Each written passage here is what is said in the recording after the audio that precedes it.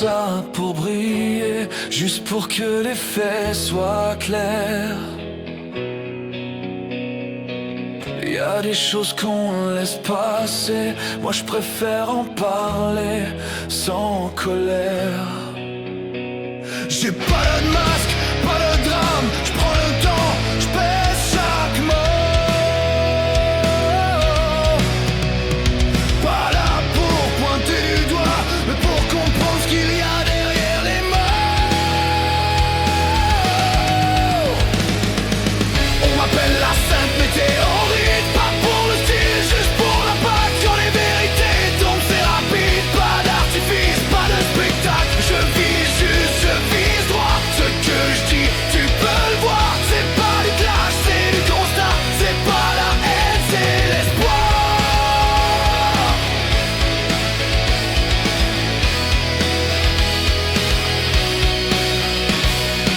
Pas drôle, pas de costume, juste un micro, des documents.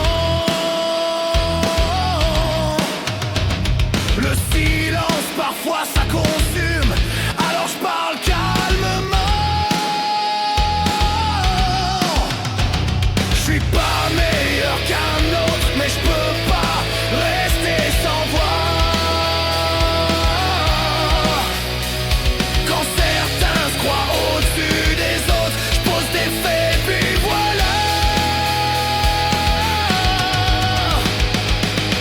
On m'appelle la sainte météorite, pas pour le style, juste pour l'impact. Quand les vérités tombent c'est rapide, pas d'artifice, pas de spectacle. Je vise juste, je vise droit. Ce que je dis, tu peux le voir. C'est pas du clash, c'est du constat. C'est pas la haine, c'est l'espoir.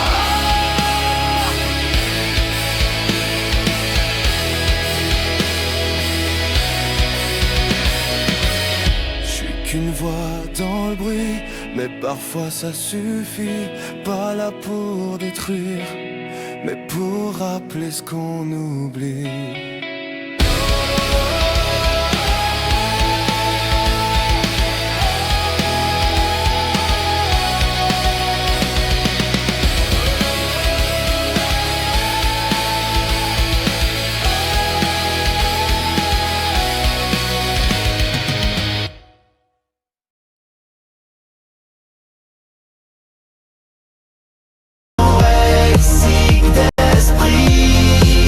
Yo, j'ai tordu vos analyses, j'ai poncé vos scopes. Je vous laisse dans l'embarras, moi je rappe avec coke. Vos punchlines sont mortes, vos concepts sous perf. Moi je fais l'amour au mot, je vous éteins sans effort. Les formats propres, foutaise vendus au gueux. Moi je vous pisse un pamphlet dans un ton chaleureux. Qu'importe les menottes, les strikes ou les bancs. Je suis le rap qui ronge réseau, jusqu'à l'os et le cran. Vos valeurs sont feintes, vos formats sont fake. Vous vendez de l'ennui sous forme de texte. Moi je rame dans la crasse, je traque la déviance. Je balaie les faux prophètes à coups de violence. Ma verve est acide, je suis l'épine dans le code. Le verre dans vos scripts, le vice dans l'épisode. Je vous recouvre debout, je vous rhabille en purin. Avec style, avec vice, c'est un verbe très vilain. Strikez-moi, je veux sentir vos coups bas. Vos baffes administrés par vos petits Judas. Strikez-moi, vos règles sont pourries. Je suis le rat qui rend vos contenus anorexiques d'esprit. Strikez-moi, je suis là tout du réseau. Le crash, acquittage, vos streaming trop beaux. Je vous sabote vos règles, je suis le raton des abysses qui parle en dentelle. Au tribunal, sacré du pixel monnayé. Frappez, lapidez-moi, qu'on en finisse en beauté. Mais sachez que chaque coup me recharge la panse. Et que vos chaînes sont faites de cordes et d'arrogance. Vos conditions, des gris-gris d'hypocrites. Des pièges appassionnés, gérés par des parasites. Moi je suis le verbe sauvage, je suis le poète fécal. Je suis le bourreau de vos pages, l'artiste viscéral. Vos émissions en toc, n'ont rien dans le calibre. Juste du vide sous coke, du commentaire libre. Moi je suis le rat qui fouille, qui rumine, qui sent, qui gratte les mensonges sous les doigts innocents. Vous croyez me tuer, foutez donc la dose. Mais je meurs en criant, je meurs avec ma prose. Et quand tout s'efface sur vos putains de strikes, c'est mon gros qu'on se rappelle, pas vos fils en toc. Strikez-moi, je veux sentir vos coups bas. Vos baffes administrés par vos petits Judas. Strikez-moi, vos règles sont pourries. Je suis le rat qui rend vos contenus anorexiques d'esprit. Strikez-moi.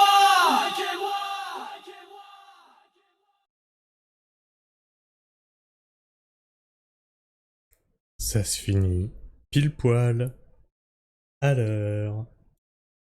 Alors mes petits astéroïdes, il faut bien que je vous trouve un petit nom pour les streams. Hein, il y avait la caillasse, il y a la pragmatisme, mais la pragmatisme, c'est pour ma chaîne YouTube. Alors ici, comme on est chez la Sainte Météorite, je me suis dit que j'allais vous appeler mes petits astéroïdes. Et puis la musique que vous avez entendue au tout début, c'est un abonné qui me l'a faite. C'est justement la Sainte Météorite. Et les paroles, il a bien cerné le personnage. Comment vous allez, vous? Je vois que vous êtes deux, vous n'êtes pas très nombreux ce soir. C'est pas bien grave. On va se faire deux petits trucs. Géril Cassos. Oui, parce qu'on m'a partagé un truc que j'avais oublié. Alors, on voit Géry, chasseur de fantômes. Mais il y a eu Géry... c'était... Attends, putain, c'était Géry dans Tellement Vrai. Dans Tellement Vrai. C'était une catastrophe. Où on voit sa vie avec sa femme et tout. C'est n'importe quoi. Et après, on va faire un épisode sur les revues du monde. Alors, je sais pas si vous connaissez les revues du monde. Les revues du monde, c'est fait par Charlie Danger. Je suis pas sûr de bien le prononcer.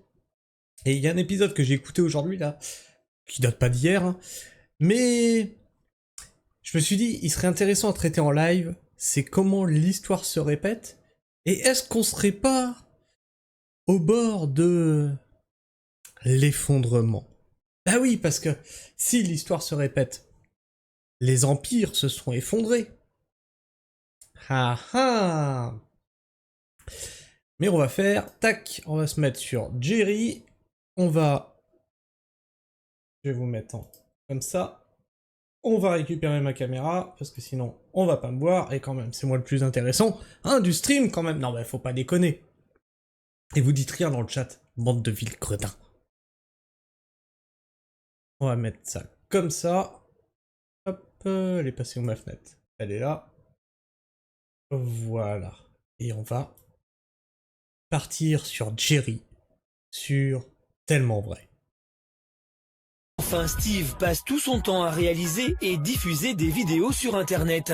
Une passion tellement envahissante que Sonia, sa femme, a décidé de le mettre à la porte avec un espoir. Ça commence bien, hein. Donc Géry, il chasse des fantômes, mais il se fait mettre dehors de chez lui. Qu'il réagisse. Moi, là, j'en ai ras la casquette. Tu sors.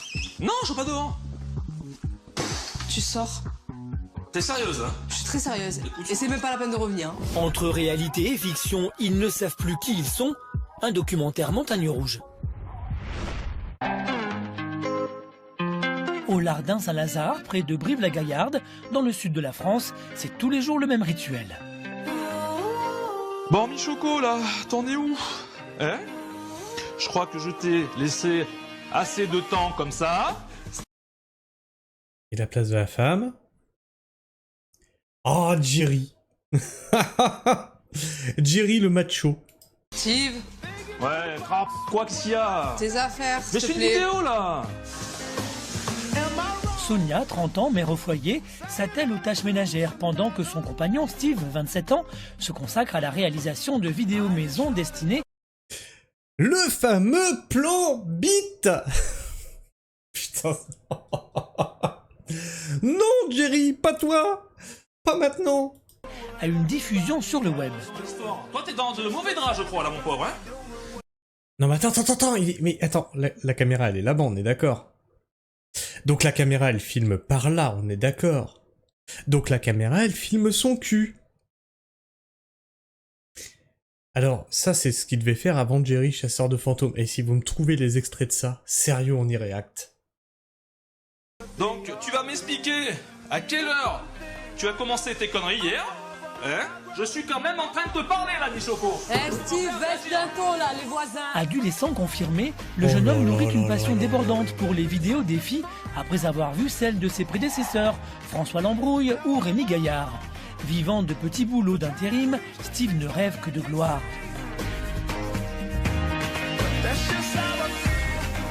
En attendant, Sonia, qui subit ses Oh non mais c'est catastrophique. C'est catastrophique, c'est encore pire que ce que je croyais. frasques jour et nuit, est à bout. Depuis plusieurs mois, elle essaie de faire ouvrir les yeux à son compagnon. En vain. Oh, doucement. Bon, s'il te plaît, Sonia, fais vite. Tu serais bien c'est mon lieu d'espace vital pour... Enfin, Tu vois, et ça date. Hein. Ça date de long, ça. Les réseaux, ça rend con quand même. Hein. Vidéo, quoi. Tu l'as même pas mis en route? Mais je sais pas comment ça marche. Sonia ne supporte plus l'immaturité de son compagnon. Persuadé d'être l'humoriste de demain, Steve n'est plus du tout concerné par le quotidien de la maison. Résultat, le couple passe son temps à se disputer. Bon, qu'est-ce qu'il faut que tu fasses, là? Il faut que tu fais quoi, exactement, là? Ben, elle fait les tâches ménagères que tu fais pas, en douille, parce que t'es trop occupé à faire tes vidéos avec ton nounours, qui font aucune vue, comme moi aujourd'hui. C'est quoi l'objectif? Je range les affaires. Tu ranges les affaires, oui, mais ça, plier, quoi, c'est ça? Oui, plier, oui. Oui, mais plier... Là, je te fais un coup de main, c'est un peu vite. Non, c'est bon, Steve, oh, tu papa, laisses. tu parles, je vais le faire, monsieur. Mais Steve, c'est pas les femmes qui savent faire le linge, hein. Moi aussi, je sais le faire, le linge, regarde. Allez, ça ira plus vite, c'est plié. Hop, on n'en parle plus. Oh, l'andouille. Non, mais Steve, arrête là, c'est bon, arrête. Oh, Mais t'as putain, quel âge, franchement? Mais le casse-couille, Et en plus, le mec, il sait qu'il est filmé par la télé. Et il fait ça. Imaginez quand il n'y a pas la caméra, ce qu'il doit faire subir à sa femme. Oh, ça doit être un enfer. Ça doit être un enfer. Ah bah tiens, un bot. Bonjour le bot. Franchement, Allez, t'as quel âge? Bon, fais vite, s'il te plaît, allez. S'il te T'es plaît. vraiment un abruti notoire, hein? Non, mais c'est pour que ça aille plus vite, Sonia. À 18h30, il y a une vidéo qui doit se mettre sur... Elle va pas se mettre toute seule. Non, mais les gens, s'ils te voyaient, mais mon pauvre, ils te prendraient pour un les gens, malade. je pense que s'ils verraient, ils diraient pareil que moi, Sonia. Hein. Ah Là, je bon pense que t'as pas beaucoup d'amis derrière toi pour ça. Ah ouais, c'est ça. Mais on te voit, Jerry. Et on a honte pour toi, Jerry. On a très honte pour toi, Jerry. Mais bon, t'as une vidéo à sortir à 19h30. Alors tu vois, moi je programme rien en fait, c'est quand j'ai le temps. Si Sonia n'est plus prête à accepter le comportement de Steve, c'est qu'ils sont aussi parents de 2 garçons, Louis, 4 ans, et Aaron, 3 ans, dont elle se charge le plus souvent seule. Bah tu m'étonnes quand tu vois la gueule du père. Ça doit être une sacrée éducation qu'il leur donne. Hein. Bon, allez, Sonia, tu peux aller récupérer les enfants, s'il te plaît? Donc quand je reviens avec les petits, on va au parc. Quand tu reviens avec le petit, les petits, on va au parc. Ben, on verra ça alors. Ben oui. Allez, tu peux y aller, c'est bon, on peut y aller. Voilà, action. Les Oh, mais promesses de bâtard. Steve, Sonia les entend depuis 6 ans maintenant. Et aujourd'hui, elle est à bout. J'ai tout essayé et je sais pas quelle solution trouver pour arriver à le faire changer.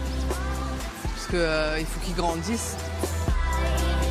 Elle n'est Ah mais on vous rassure madame, hein. 9 ans plus tard, il a toujours pas grandi. Hein. plus prête à maintenir la cohésion familiale à n'importe quel prix, d'autant que ses enfants grandissent et sont de plus en plus en demande de leur père. Papa, il est à la maison, il fait ses vidéos. Pourquoi oui, papa? Eh ben oui, mais il est à la maison, il fait ses vidéos. Une fois rentrée, Sonia n'est pas au bout de ses surprises.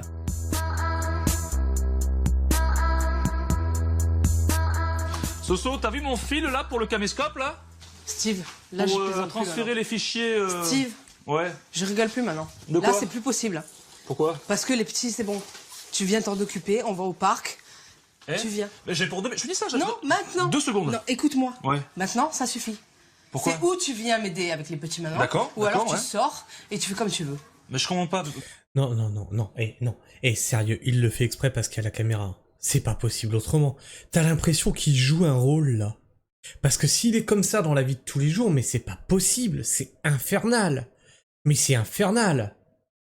Qu'est-ce qui t'empêche d'aller au parc Parce que t'es leur père, tu dois Oui, t'en occuper oui. aussi. Mais laisse-moi 5 secondes après je vous rejoins Non, au parc. tes vidéos, Parce que t'es leur père. Ah, oui. Tu vois, t'as l'impression qu'il lit un script, c'est incroyable.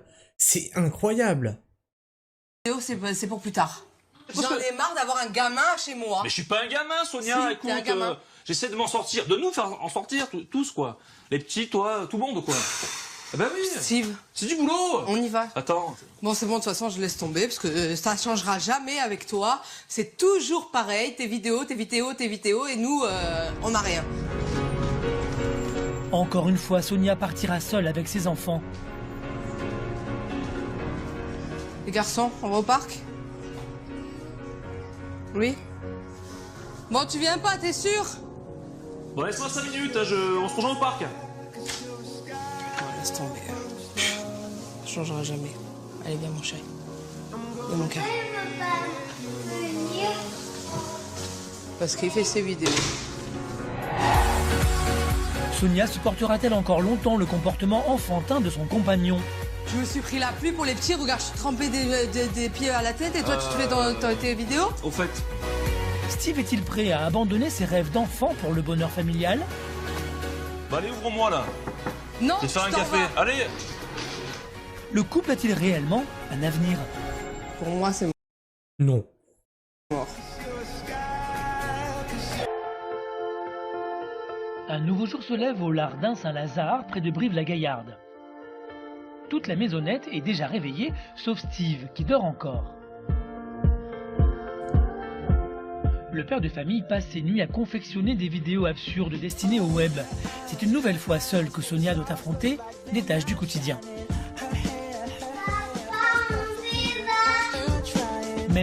Mais c'est catastrophique, ça veut dire que le mec, il bosse pas. Il fout rien de sa journée à part des vidéos et il a l'impression de faire quelque chose pour sa famille.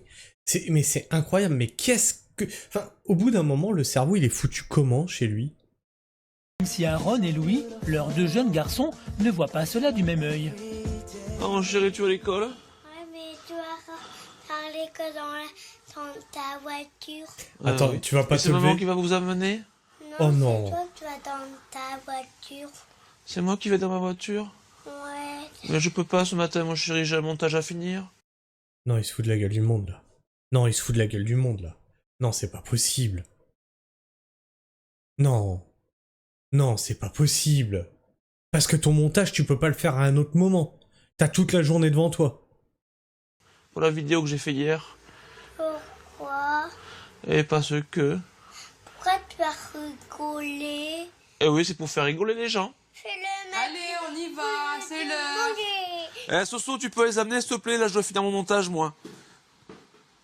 Pour la vidéo. Eh, s'il te plaît. Et demain, Et c'est moi, moi qui... encore, c'est moi qui amène les gamins. Et comme demain, c'est d'habitude. moi qui les amènerai, d'accord? Non, tu te lèveras pas demain, encore une fois. Mais si, je me lèverai bien, je peux rester au lit, quand même. Ah bah, C'est si. bien que j'ai un travail. Oui. Même si c'est pas C'est rémunéré ce que pour tu l'instant, dis mais tous bon. les jours, mais il n'y a jamais rien. J'ai un travail, c'est pas rémunéré. Eh ben, tu te lèves à 5h du matin, tu fais ton montage, à 7h tu donnes le petit-déj à tes gosses, et à 8h tu les emmènes. Finalement, c'est une nouvelle fois seule que Sonia accompagne ses deux garçons à l'école. Une nouvelle fois de trop. N'en pouvant plus de vivre avec un adolescent irresponsable à la maison, elle s'apprête à prendre une terrible initiative. Tu te fous de moi, là, non? Non, mais attends, là, Steve, je rigole pas. Je me suis pris la pluie pour les petits. Regarde, je suis trempée des pieds à la tête et toi, tu te fais dans tes vidéos? Tu sais quoi? Tout ce qui est Regarde. ménage, tu t'en occupes. Non. Attends, c'est pas ça. Mais j'ai pas regarde. sauvegardé. Non, ça va Non, aller. mais non. Elle emmène les gosses. Elle rentre, elle doit faire le ménage. Et l'autre, non, c'est pas possible.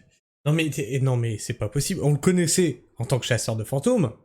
Mais en tant que créateur de vidéos rigolotes, pire encore dans la vie de tous les jours, c'est catastrophique. Ce mec est une purge à tous les niveaux. J'ai pas sauvegardé, Regarde. putain, Sonia, arrête. Allez, tu prends tes affaires, là, T'es et sérieuse, hein? tu sors. T'es sérieuse? Non, mais là, tu sors, Steve, c'est la dernière fois. Maintenant, hier, je t'ai prévenu. Tu sors. Tu prends tes affaires, là. Tu vois, je vais te faire ton sac. En plus, je suis gentille, je vais te faire tes affaires. Hein. Ah, mais c'est comme ça qu'il a commencé à faire de chasseur de fantômes. Il a été foutu à la porte de chez lui. Du coup, il a dû trouver un squat quelque part. Et il s'est dit, attends, j'ai une caméra. Il y a un squat pourri, il y a un truc à faire. Si ça se trouve, c'est comme ça que ça a commencé. Et tu sors C'est quoi d'ici. de dire, là? Tu Attends, sors. Sonia, tu peux mettre dehors comme ça? Ah, si, je peux, tu vois. Ah ben non. Là, Pourquoi? c'est bon. Là, t'as dépassé les limites, là. Non, sérieux, allez, je dois finir mon truc, là. Arrête de mais rigoler, là, quoi. tu Sonia, prends je veux tes pas, moi, j'ai un affaires, montage tu à vois. faire, là. Et tu sors. Non, sérieux, Regarde, allez. je te fais ton sac.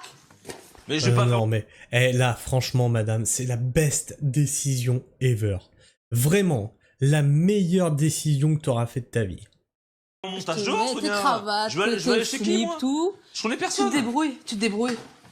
Moi, là, j'en ai ras la casquette. Non, allez, sérieux, allez. Non, mais je rigole Je pas. te dis tu qu'à sors. partir de la semaine prochaine, je commence à chercher du travail. Tu sors. Tu sors. Attends, si je suis pas un peu responsable en disant ça, Sonia, Tu je sais pas ce que sors, c'est. Steve. Non, je vais pas dehors. Tu sors.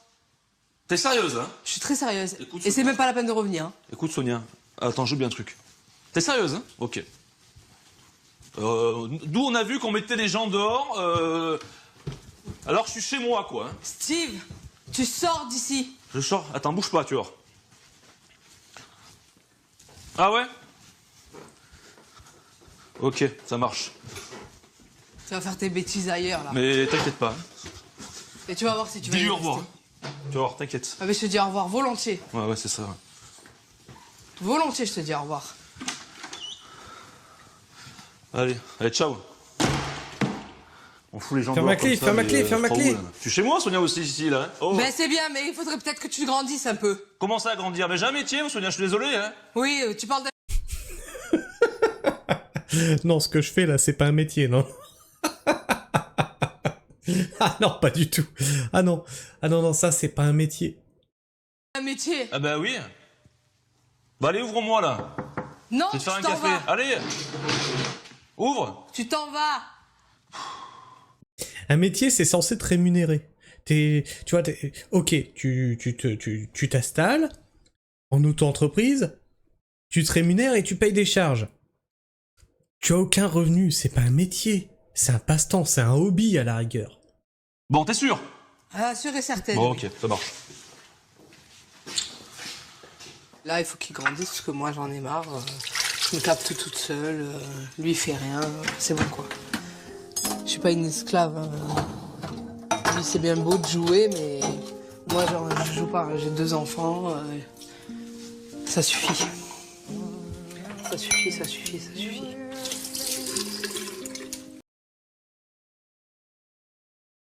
Tiens, qu'est-ce qui se passe? Allô? J'ai 2 enfants. C'est bizarre, ça? Ça suffit. Ça suffit, ça suffit, ça suffit. Ah non! Ah, qu'est-ce qui se passe? Oh!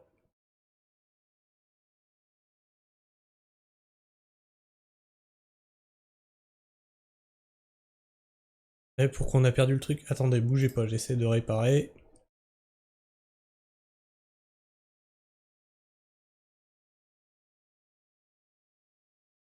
Ah bah c'est Dailymotion qui déconne maintenant. Il est en plein chargement, ce con. Mais pourquoi?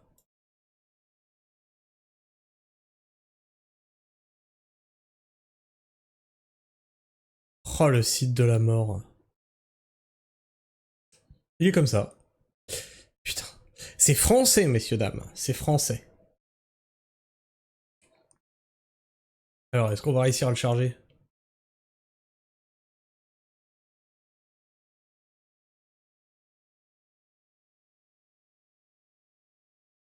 On était à 10-20.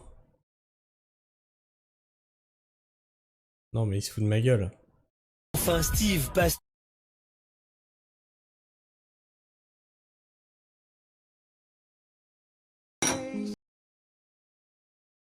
Non. C'est bon.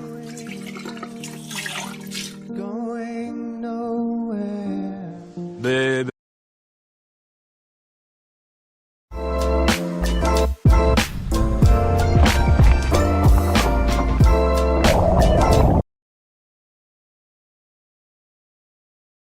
Allez, sérieux. Mais là, je vais baisser un foutu dehors, mais je vais essayer de trouver un endroit où aller, quoi. Je pense à mon pote, là. J'espère qu'il y travaille pas, aujourd'hui. Puis voilà. Hein. On n'a pas le droit de foutre les gens dehors, je suis désolé. Hein. Là, je suis remonté, quoi. Steve se Bah, retrouve si. finalement à la porte de chez lui. C'est la meilleure décision que ta femme elle ait prise. Et si ça pouvait te foutre à coup de pied au cul pour que tu prennes un électrochoc... Cela suffira-t-il à lui faire prendre conscience de la nécessité de grandir? Voilà, t'appuies là. C'est bon? Ouais, vas-y. Bon, ben voilà, les amis. Tu fais, c'est bon? Oui, Ok. Sonia lui pardonnera-t-elle son comportement d'adolescent?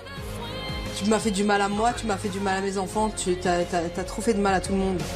Ce couple en crise trouvera-t-il une solution? Au Lardin Saint-Lazare, c'est la crise.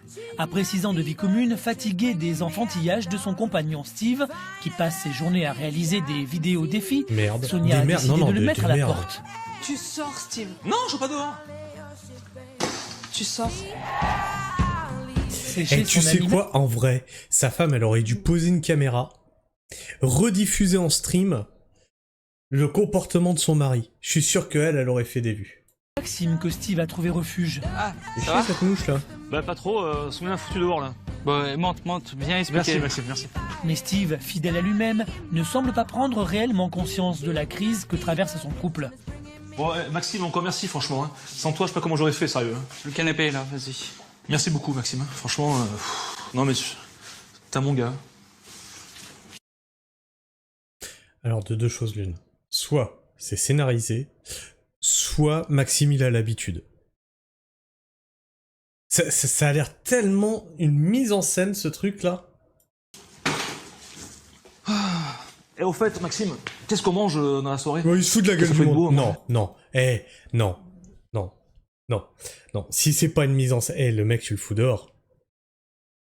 Si ça c'est pas scénarisé, le mec tu le fous dehors. En fait c'est pour le reportage, c'est pas possible. Bah... Ben moi, parce que moi perso, j'aime bien la paella. Et où la télécommande pour la télévision? Changer de chaîne. Ah, merci. Ah, c'est toi, vas-y, reste debout, non? Steve reste dans sa bulle et Non, il paradoxalement, fait exprès, c'est pas possible. celui qui s'inquiète le plus de cette situation, c'est Maxime, son meilleur ami. J'espère qu'elle va rappeler vite, Sonia. Bah, tu sais, comme je t'ai dit, logiquement, c'est une question d'heure. Mutuellement, me rappelle. J'espère qu'elle va rappeler vite, hein, pas que tu restes ici trop longtemps. Hein. Ah, non, je veux pas que tu restes. Quelques heures après, donc... Dans ce cas-là, t'installes pas. Ce n'est pas la première T'installes pas, Jerry. T'installes pas. Non, elle va te rappeler. T'installes pas. Même son pote, il en veut pas. fois que le couple traverse ce type de moment. Mais cette fois-ci, malgré les heures qui passent et ses tentatives pour la joindre, rien n'y fait. Si, voilà. Mais écoute, tu réponds pas sur le fixe, mais je te laisse un message sur ton téléphone portable.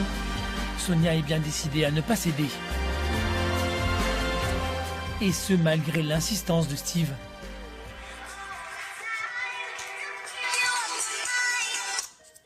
Steve, arrête de me harceler, sinon je porte plainte contre toi. À quelques kilomètres de là, c'est au tour de Maxime de supporter le comportement adolescent de son ami. Ah, bah oui. Voilà, t'appuies là. C'est bon? Ouais, vas-y. Bon, ben voilà, les amis. Tu filmes, c'est bon? Oui, je... Ok. Qui, malgré la situation critique de son couple, ne semble guère déstabilisé.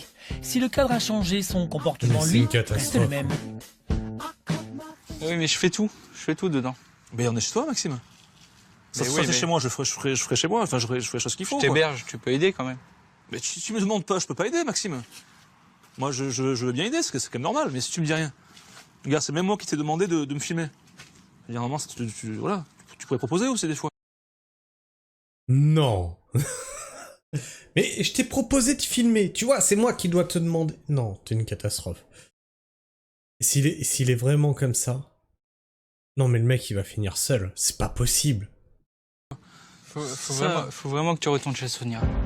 Maxime est prêt à tout pour ouvrir les yeux de son meilleur ami et surtout le voir partir. Faut faire quelque chose. Ben ouais, mais je l'ai appelé 40 fois en 2 semaines, elle répond pas. Ben moi aussi, elle manque, tu vois, Sonia. C'est ma femme, je l'aime aussi. Hein. Mais va chez elle, carrément. Casse-toi de chez moi. Arrête, Jerry. J'ai voulu être gentil, je t'ai ouvert la porte. Mais casse-toi, au bout d'un moment. J'essaie de la rappeler. Moi aussi. Tu Mais crois ça fait 42 fois que tu l'as appelé. Je sais pas si elle va répondre. Steve tente une fois de plus d'avoir une explication avec Sonia. Et je suis sûr que dès que Jerry se barre, le mec il ferme tout à double tour. Portail, porte d'entrée, tout. Les volets, tout. Je suis sûr et certain.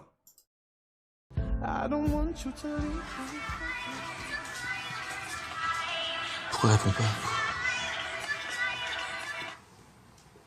Allô? Allô ma chérie, Cécile. Qu'est-ce que tu veux encore? Mais il faut que je travaille au plus vite. S'il te plaît. Pourquoi faire? J'aurais voulu te parler un téléphone, c'est pas ça, quoi. J'aurais voulu te voir en face directement, autour d'un café, par exemple, et puis t'expliquer que voilà, je veux changer, je veux vraiment tout, qu'on recommence tout à zéro, et que et que voilà, te prouver que je t'aime et m'occuper de toi et de mes enfants. Oui, mais moi j'ai plus envie. J'ai plus envie, tu m'as fait trop de mal. Tu m'as fait du mal à moi, tu m'as fait du mal à mes enfants, t'as trop fait de mal à tout le monde. Mais j'en suis conscient, j'ai ouvert les yeux. J'ai ouvert les yeux là et je veux vraiment te voir et t'expliquer tout ça de vive voix et... Laisse-moi, je te promets, j'ai changé. Je te promets, voilà. Ben, c'est le dernier effort que je ferai pour toi. Non. La pire décision de ta vie, madame. Après la meilleure décision de ta vie, tu fais la pire décision. Mais en même temps, tu sauves Maxime. Alors, est-ce que tu t'es sacrifié pour Maxime? On ne le saura jamais. Ce dernier rendez-vous suffira-t-il à tout changer? Pour moi, c'est mort. Steve a-t-il réellement grandi comme il le jure à Sonia? Mais un conseil, sois plus sérieux avec eux. Le couple a-t-il un avenir? Sois plus sérieux avec elle. L'autre, il est déguisé. C'est pas possible. Non, mais c'est pas possible. Et je t'aime et tu le sais.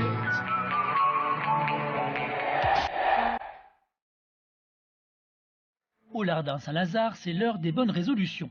Lassée du comportement enfantin de son compagnon Steve, Sonia l'a mise à la porte. Depuis, le jeune homme vit chez son ami Maxime. Steve a promis à sa compagne Sonia qu'il avait grandi et changé. Je veux vraiment qu'on recommence tout à zéro et que voilà, te prouver que je t'aime et m'occuper de toi et de mes enfants. Ce soir, après 3 jours de séparation, Sonia a accepté de le rencontrer une dernière fois. Pour l'occasion, Steve a décidé de sortir le grand jeu. Maxime, t'as 2 minutes? Mais qu'est-ce qui t'arrive là? Mais parce que Non, mais Sonia, qu'est-ce qui t'arrive? elle a dit oui, enfin pour qu'on puisse se revoir pour discuter, tu vois. Parce qu'en fait, je lui ai dit que voilà, j'ai changé, je voulais vraiment m'investir dans la relation avec elle et les enfants, tu vois. Je lui ai écrit une chanson dont le texte est là, tu vois. Et pour lui faire la chanson, t'étais obligé de cette tenue-là. D'ailleurs, quand t'as été viré de chez toi, t'as été viré avec cette tenue-là. On se foutrait pas un peu de notre gueule. Et j'aimerais te le lire, pour savoir ce que tu en penses, quoi. Ouais, mais pourquoi t'es habillé comme ça? Ah, Mais parce bonne que question. le chevalier, j'ai ciblé le chevalier médiéval un peu, voilà, qui va un peu reconquérir sa dame, tu vois. Mais t'es sûr que ça va le faire? Mais c'est pour ça, j'aurais voulu que voilà, écoute, je vais chanter la chanson que j'ai créée, et tu vas me dire ce que t'en penses. Bah vas-y. Allez. Non mais C'est auprès de son comporte-toi en ami Maxime adulte. que Steve va mettre à l'épreuve sa stratégie. Ma Sonia, que je t'aime, ma Sonia, t'es la plus belle, ma Sonia, t'es tout pour moi, ma Sonia, je suis fou de toi. Ah bah ça valait bien de se déguiser en chevalier. Ah bah alors là, ça valait de se déguiser en chevalier. Ah la chanson est au poil. Ma Sonia, que je t'aime, ma Sonia, que t'es belle, ma Sonia, t'es tout pour moi, ma Sonia, je suis fou de toi. Voilà, c'est la fin de mon texte. Et le verdict est sans appel. Bah franchement, C'est de la je te dis, merde. vas-y fonce. Ouais. Mais Tu crois qu'elle va aimer? C'est de la ouais, mais merde. un conseil, sois plus sérieux avec eux. Bon, en tout cas, Maxime, merci beaucoup De rien. de m'avoir... Le sois plus sérieux avec elle, avec le Jerry déguisé en chevalier de Wish. ouvert les yeux aussi, m'avoir conseillé, supporté. T'es mon pote, Maxime. Toi aussi. Merci. Maxime, il est au De bout de sa l'autre vie. côté, Sonia se prépare Il attend qu'un sans truc, c'est réelle qu'il se barre. conviction. Pour moi, c'est mort. Après, envers mes enfants, je veux pas qu'ils sortent de sa vie, mais pour moi, c'est foutu. Papa, il fait des Je vois pas ce qu'il va me dire de plus que ce que j'ai déjà entendu. Maman, Oui, chérie. c'est des vélos, papa. Oui. Pourquoi? Et parce que c'est comme ça.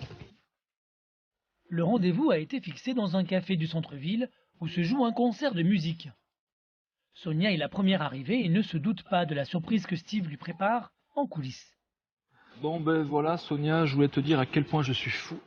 Te dire, je suis fou, amoureux de toi. Mathématiquement, tu devrais t'en souvenir. Anani, anana.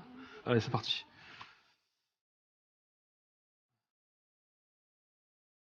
Le stress monte pour le jeune homme. Mais même, admettons qu'il ait fait exprès de passer à tellement vrai. Qu'il a scénarisé absolument tout. Que tout ça soit scénarisé pour lui faire de la pub. Parce qu'à mon avis, il comptait là-dessus pour se faire de la pub. Aïe. Aïe, mon pauvre Jerry. Mauvaise pub. Un regard furtif à une Sonia affligée. C'est parti, hein. Bon, voilà Sonia, je vais te dire à quel point je suis fou amoureux de toi. Mathématiquement, tu devrais t'en souvenir à vie, hein, enfin logiquement. Hein. Ma Sonia, que Salut, je Pierre. t'aime, ma Sonia, que t'es belle, ma Sonia, t'es tout pour moi. Ma Sonia, je suis fou de toi. Ah, fuis, Sonia. Fuis, Sonia, fuis, sauve-toi. Non, là, c'est une catastrophe. C'est une catastrophe. Tu vas pas me dire que vous vous réconciliez là-dessus. C'est pas possible. Tu me dis pas que tu te réconcilies là-dessus. J'ai vu, mon cœur a battu la chamade. Un minute, tout est venu, mes bras tombent. Mais devant la tendresse des paroles de la chansonnette, la jeune femme se laisse attendrir. Non, non, non. Moi, mon hypothèse, c'est que Maxime, il lui a envoyé un texto, il lui a dit récupère-le, j'en peux plus, je vais faire un massacre. Ma Sonia, t'es tout pour moi, et je t'aime et tu le sais. Ma Sonia, que je t'aime. Ma Sonia. Non, non, non, non, elle est pas émue là. Elle est pas émue du tout. Elle se dit putain, va falloir que je me remette avec. Tout pour moi. Sonia a les larmes aux yeux, mais elle ignore que pour la première fois, Steve est prêt à ouvrir son cœur. Voilà, je voulais t'offrir cette petite rose et savoir si tu veux m'épouser Oh la honte. pour la suite en fait. Ah oui, carrément, carrément. Ah oui, d'accord, tu viens de te faire virer de chez toi. Et pour revenir, tu lui demandes de t'épouser. Non, ça marchera jamais. Cette fois, l'amour ne suffira pas. La gêne s'installe et devant la gravité de la réponse, Steve sait qu'il ne peut échapper à une vraie discussion d'adulte. Ton appel SOS, je l'ai compris, donc maintenant, mais si jamais tu m'accordes une seconde chance, mes vidéos, je les mettrai en second plan. Et puis voilà, parce que je vous aime et toi, mes enfants, on passera en premier. Je veux vraiment assumer mon rôle de père maintenant, et puis tout ce que je fais auparavant, je veux vraiment le faire maintenant. Quoi. Il va falloir que tu changes. Oui. Parce qu'il n'y aura pas de troisième chance. Spoiler, il n'a pas Ce changé. soir, Sonia lui accorde une dernière chance. Alors, est-ce qu'il est encore avec Sonia? Si quelqu'un le sait, vous le dites dans le chat. Ou sur YouTube, vous le dites dans les commentaires. Reste à savoir si Steve saura la saisir.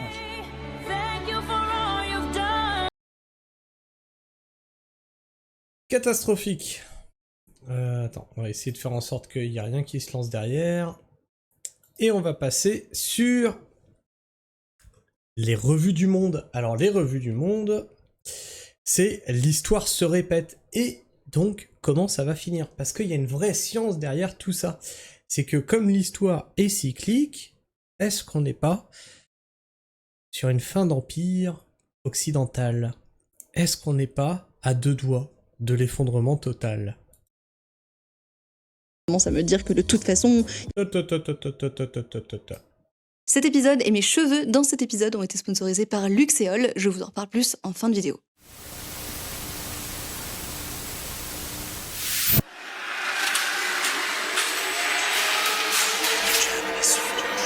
Oula!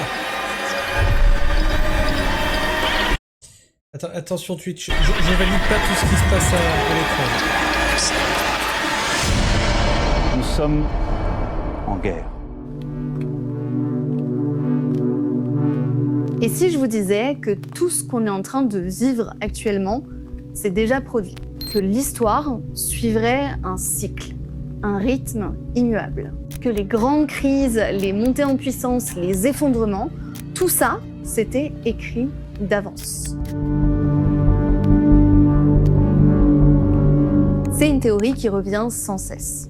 Les civilisations naissent, prospèrent, se corrompent et finissent par s'effondrer. On a par exemple la Révolution française. Et moi, en vrai, je pense que c'est vrai. Tu as un cycle comme ça d'événements qui se répètent, etc. Puis on dit bien, pour savoir où on va, faut savoir d'où on vient. Je veux bien dire qu'il y a, quelque part, il y a une forme de répétition, il y a une forme de cycle. Et puis, de toute façon, on va le voir plus tard. Tu vois que il y a des temps forts, dans ces temps forts, enfin, il y a des temps de paix. Dans ces temps de paix, tout le monde s'affaiblit, puis après, ça fait que ça s'effondre. Après, tu dois avoir des hommes forts pour tout relever, etc. Donc tout ça, ça fait un cycle, en fait. Qui sera un écho de la chute de Rome, et la montée de l'extrême droite actuelle, qui rappellerait pour certains les années 30. Et donc la question c'est, et si on était coincé dans une sorte de boucle temporelle ?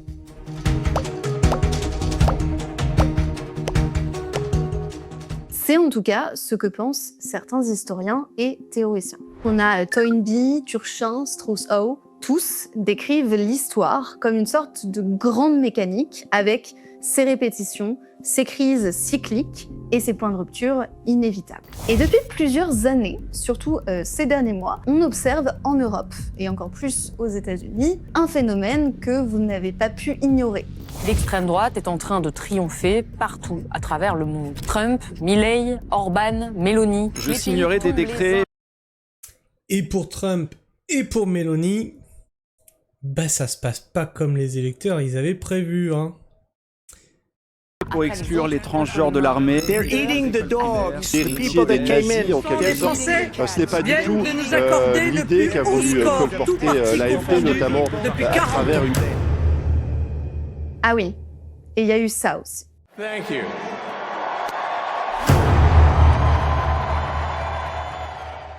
Alors, au-delà du débat sur est-ce que ce geste est réellement le geste auquel on croit, nanana, parce que ça, on s'en fiche, je veux pas rentrer là-dedans, c'est pas le sujet de cet épisode. Ce geste précis, réalisé à cet instant précis, dans ce contexte et par cette personne, a été perçu pour beaucoup comme un signe très clair. L'histoire se répéterait.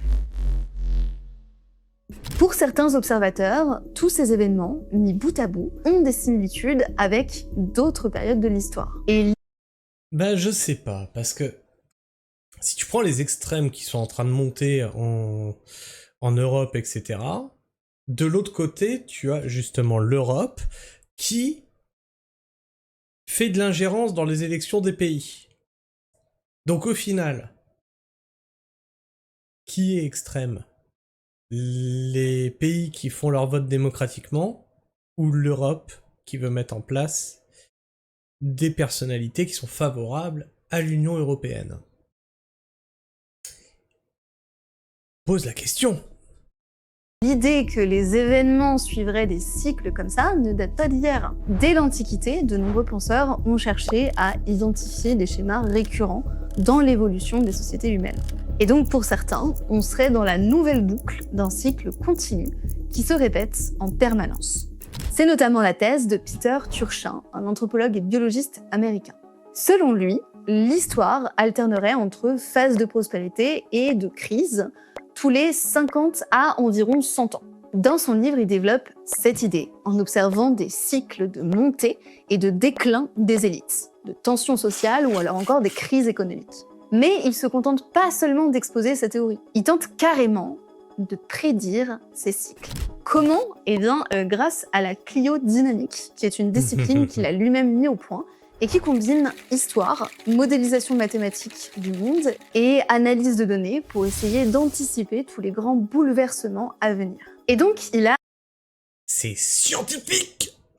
A appliqué ce modèle à l'histoire des États-Unis. Il observe ainsi qu'au milieu du 19e siècle, on assiste à une montée des inégalités et à des tensions politiques qui culminent finalement avec la guerre de sécession en 1861. Un siècle plus tard, nous sommes dans les années 1960-1970.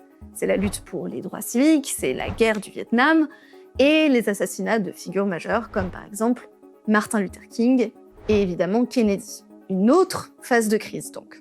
Il suit son hypothèse et en 2010, dans un article, il prédit une nouvelle phase d'instabilité politique qu'il situe autour de 2020. Et même si ce n'est pas une crise politique à proprement parler qui a frappé les États-Unis, la pandémie de Covid-19 a mis l'économie à rude épreuve et a exacerbé les tensions sociales qui existaient déjà. Maintenant... Ok, sauf que le Covid, tu peux pas dire que ça fait partie de ce cycle-là parce que c'est imprévisible.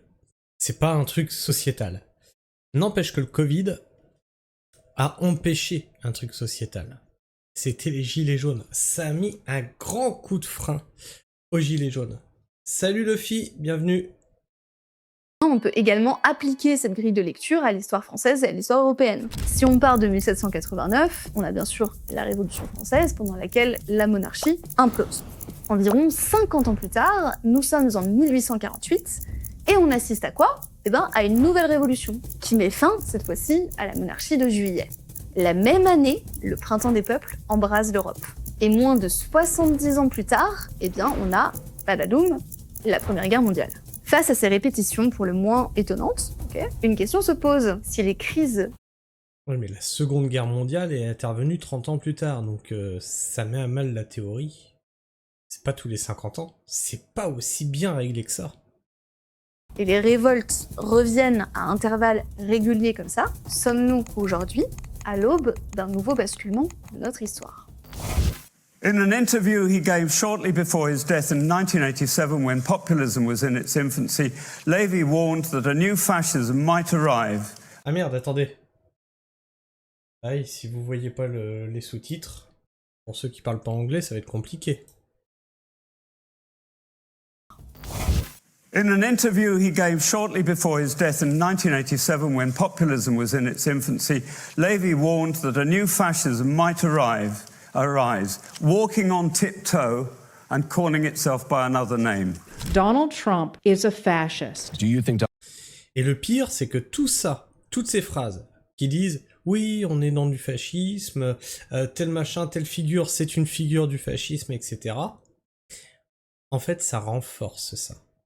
Parce que les gens, les personnes du peuple qui votent pour ces gens-là, ils disent bah, en fait, eux, ils en veulent pas, donc ça veut dire que c'est par là qu'il faut aller. C'est contre-productif, en fait, de faire ça. C'est contre-productif. Parce que vous vous battez pas contre ces systèmes, ces partis politiques-là, sur le plan des idées, mais vous essayez de les dénigrer, en fait. C'est contre-productif au possible. Donald Trump is a fascist. Yes, I do. L'AfD, c'est un parti néo-nazi. Est-ce que c'est le cas? En partie néo-nazi. Moi, je crois que Mussolini, c'était un bon politicien. In this critical moment in our history, I hope... C'était Giorgia Meloni. That every American, regardless of political perspective, will stand tall and say yes to democracy, no to oligarchy, and no to authoritarianism. Est-ce que la démocratie, ça marche vraiment? Quand on doit la porter au Moyen-Orient, un grand coup de bombe dans la gueule, je suis pas persuadé non plus. Et si des similitudes existent, est-ce que ça veut vraiment dire que l'histoire se répète et obéit à une sorte de schéma cyclique? Pourquoi est-ce qu'elle se répéterait? Et si l'histoire se répète et que c'est vrai, est-ce que du coup, on peut la prédire? Et si des prédictions existent, quel est, du coup, notre avenir? Eh bien ça, ce sont toutes les questions auxquelles on va tenter de répondre dans cette vidéo.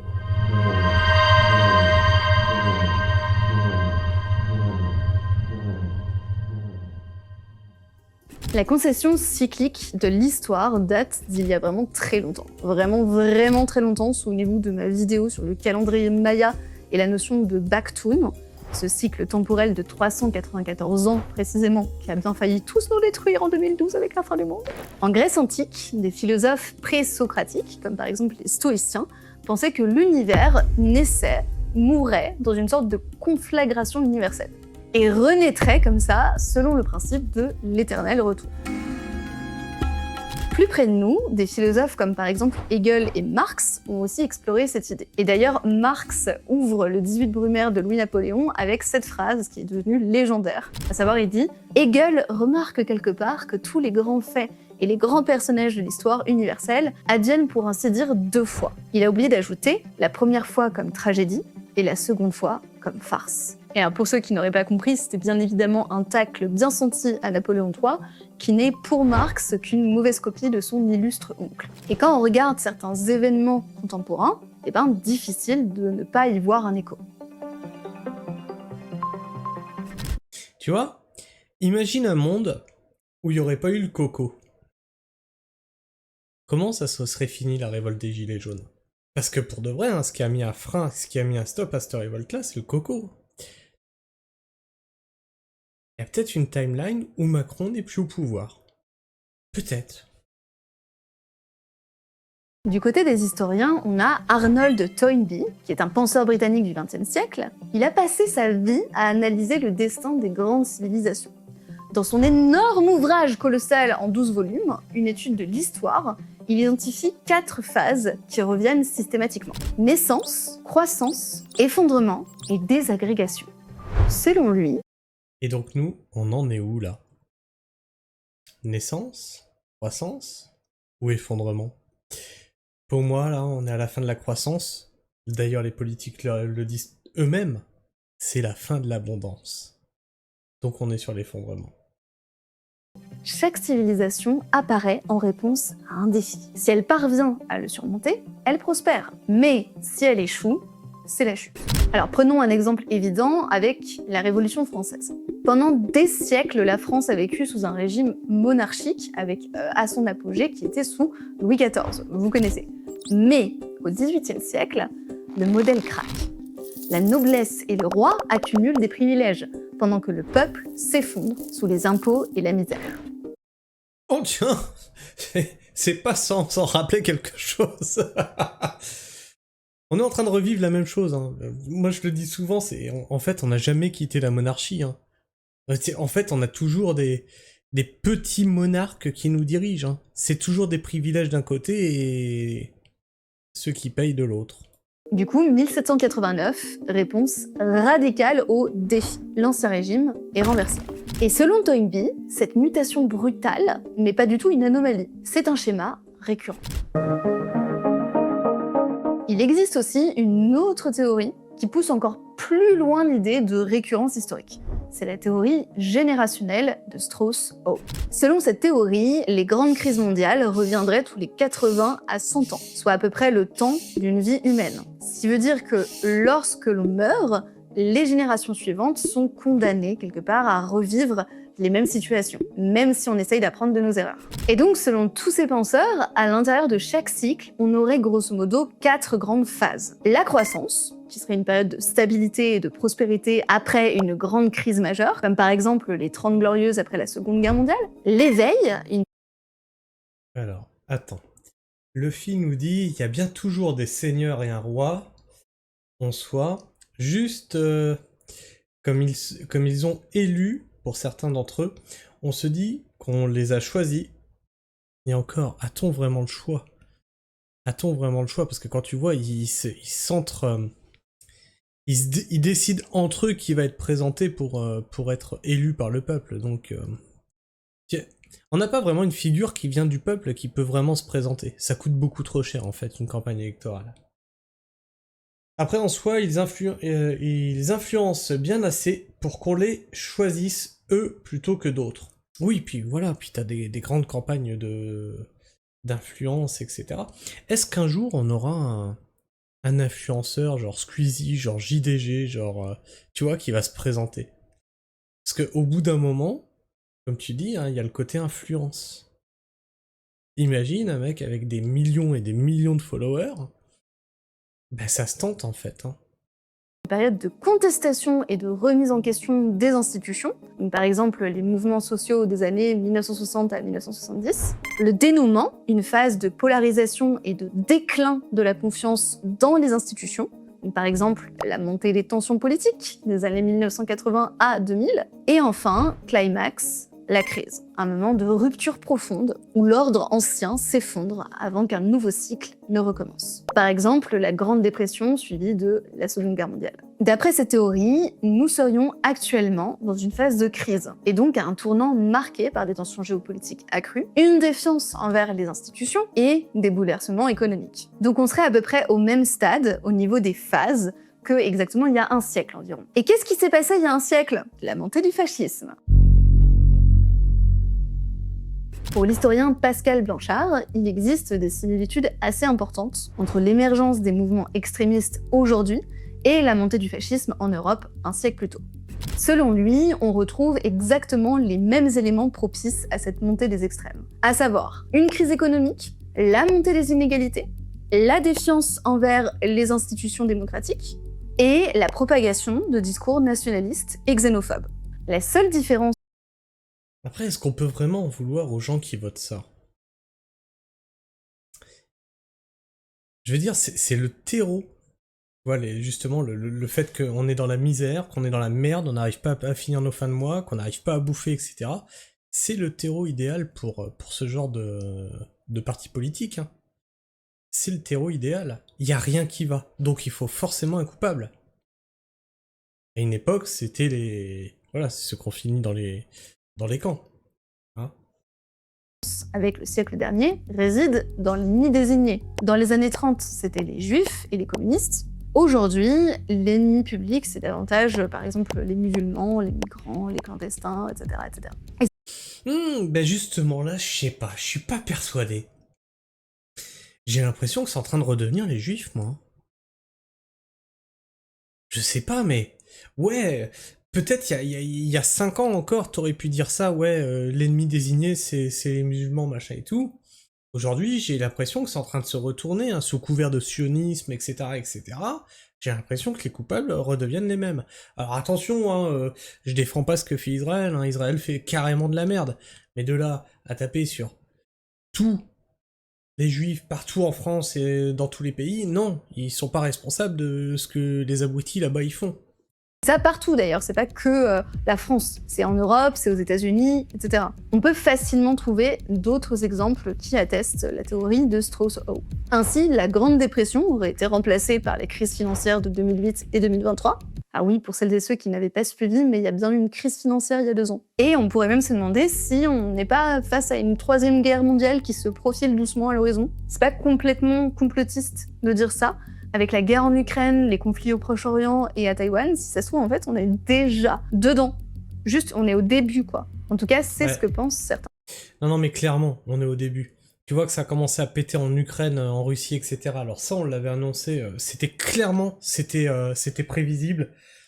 Avec mon pote David, on le voyait arriver gros comme une maison. Mais c'était un conflit, tu vois. Des conflits, il y en a souvent hein, sur le globe en entier. Le problème, là, c'est que bah, t'as Israël, Gaza, puis maintenant t'as l'Iran, et puis bah t'as les BRICS qui commencent à se former.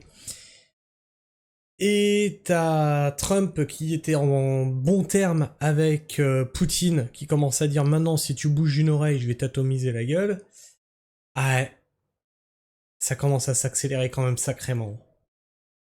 Un chercheur. Alors, coïncidence, peut-être. Mais si on suit ce cycle, alors le pire est encore à venir. Et si les cycles se répètent de façon immuable, alors personne ne peut l'arrêter.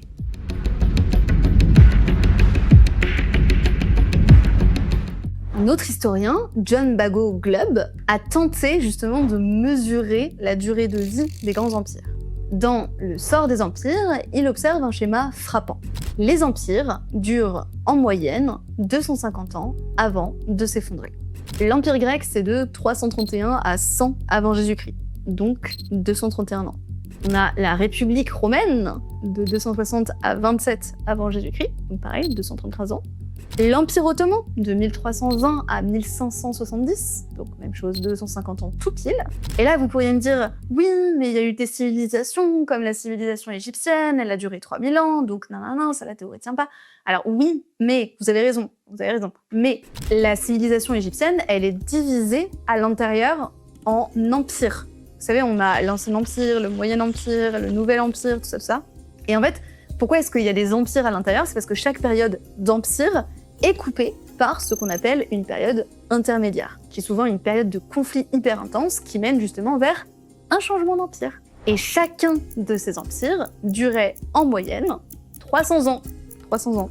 Sauf un qui s'est rapproché des 500 ans le premier, mais on s'en fiche. Donc, si son calcul est juste, que dire de l'hégémonie occidentale dans laquelle on est en ce moment? L'Europe et les États-Unis dominent le monde depuis, en gros, le XVIIIe siècle. Et donc, quelle est la prédiction? Eh bien, sur la base de ces constatations, John Glubb estime que l'hégémonie occidentale actuelle, composée notamment de l'Europe et des États-Unis, pourrait être en phase terminale. Selon lui, l'équilibre des puissances basculerait vers l'Est. Ouais. Et en vrai, on le sent qu'on est sur une époque charnière. Ça se voit, ça se ressent, pas tout le monde le dit, quoi. Donc effectivement, et en plus on est sur un empire, entre guillemets, qui est globalisé, hein. Pas comme l'Empire romain, tu vois, l'Empire romain c'était Rome, quoi, c'était l'Empire romain, alors que nous on est tout interconnectés. C'est-à-dire que l'Europe, ok, mais l'Europe est connectée à la Chine, à la Russie, etc. On a des échanges commerciaux, etc. Donc si tout ça s'effondre, ça va faire très mal. Il suffit juste que les USA s'effondrent. Ils entraînent l'Europe et tout avec. Aux alentours de 2050.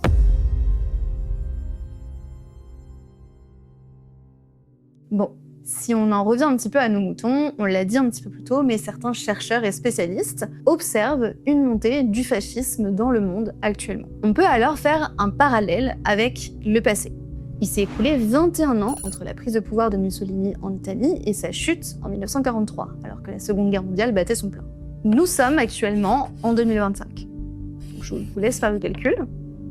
Avant la fin programmée de notre civilisation. Il est 9h09 et c'est bientôt la fin du monde. Alors Emmanuel Macron, c'est à la fois une continuité. Soupçonné d'appartenir à Non, d'extrême uniforme, nous sommes en guerre. Yes!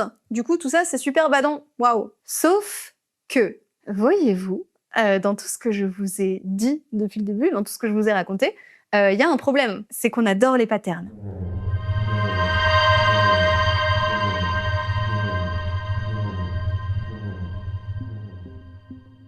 On voit des visages dans les nuages, on entend des messages cachés quand on passe une chanson à l'envers, on fait des parallèles entre deux événements historiques, et on se dit « Waouh, c'est complètement dingue, ça se ressemble exactement à ce qui s'est passé Voilà. Et ça, combien de parallèles on fait avec l'Empire romain, c'est un truc de ouf. avant, haha ». Et en fait, c'est précisément ça le problème. Croire que tout se répète indique aussi qu'on ignore la notion même de progrès, et la capacité humaine à changer, à s'adapter et à apprendre de ses erreurs. Et ça, Non, l'humanité reste fondamentalement très conne. Moi, j'ai très peu de foi en la capacité à l'humain à progresser sur ses erreurs. ça s'appelle le fatalisme. C'est d'ailleurs une des critiques que l'on peut adresser et qui est adressée à John Glubb. Selon lui, quoi qu'il arrive, au bout de environ 250 ans, quoi qu'il arrive, un empire meurt. Ciao, bye. Et ça, pour certains, c'est juste hyper fataliste en fait. Et surtout basé sur quoi? Et les théories qui évoquent une répétition de l'histoire font souvent abstraction de l'action humaine, qu'elle soit individuelle ou collective. Sauf que l'histoire, précisément, est façonnée par les choix, les décisions, les actions des individus et des sociétés, qui ne suivent pas toujours des schémas prévisibles. D'ailleurs, c'est ce qu'on appelle l'agentivité. Pour en revenir par exemple à la théorie de l'historien Toynbee dont on a parlé, les intellectuels de son époque saluent l'approche novatrice de son œuvre, ça c'est clair, puisqu'il propose quand même une conception non linéaire de l'histoire, et ça change. Pour autant, le bilan qu'ils en font, c'est qu'on est davantage dans le registre de la philosophie que dans celui de l'histoire. Et d'ailleurs, si vous avez remarqué, la majorité des savants qui se sont intéressés et ont réfléchi à une répétition de l'histoire, souvent c'est des philosophes. Tout simplement parce que la philosophie de l'histoire tente de trouver un sens à travers l'histoire. Mais c'est bizarre. BHL, notre philosophe national, n'a jamais théorisé là-dessus. Bon, il a jamais théorisé tout court. elle n'étudie pas réellement l'histoire à travers une succession d'événements ou de faits, les uns à la suite des autres.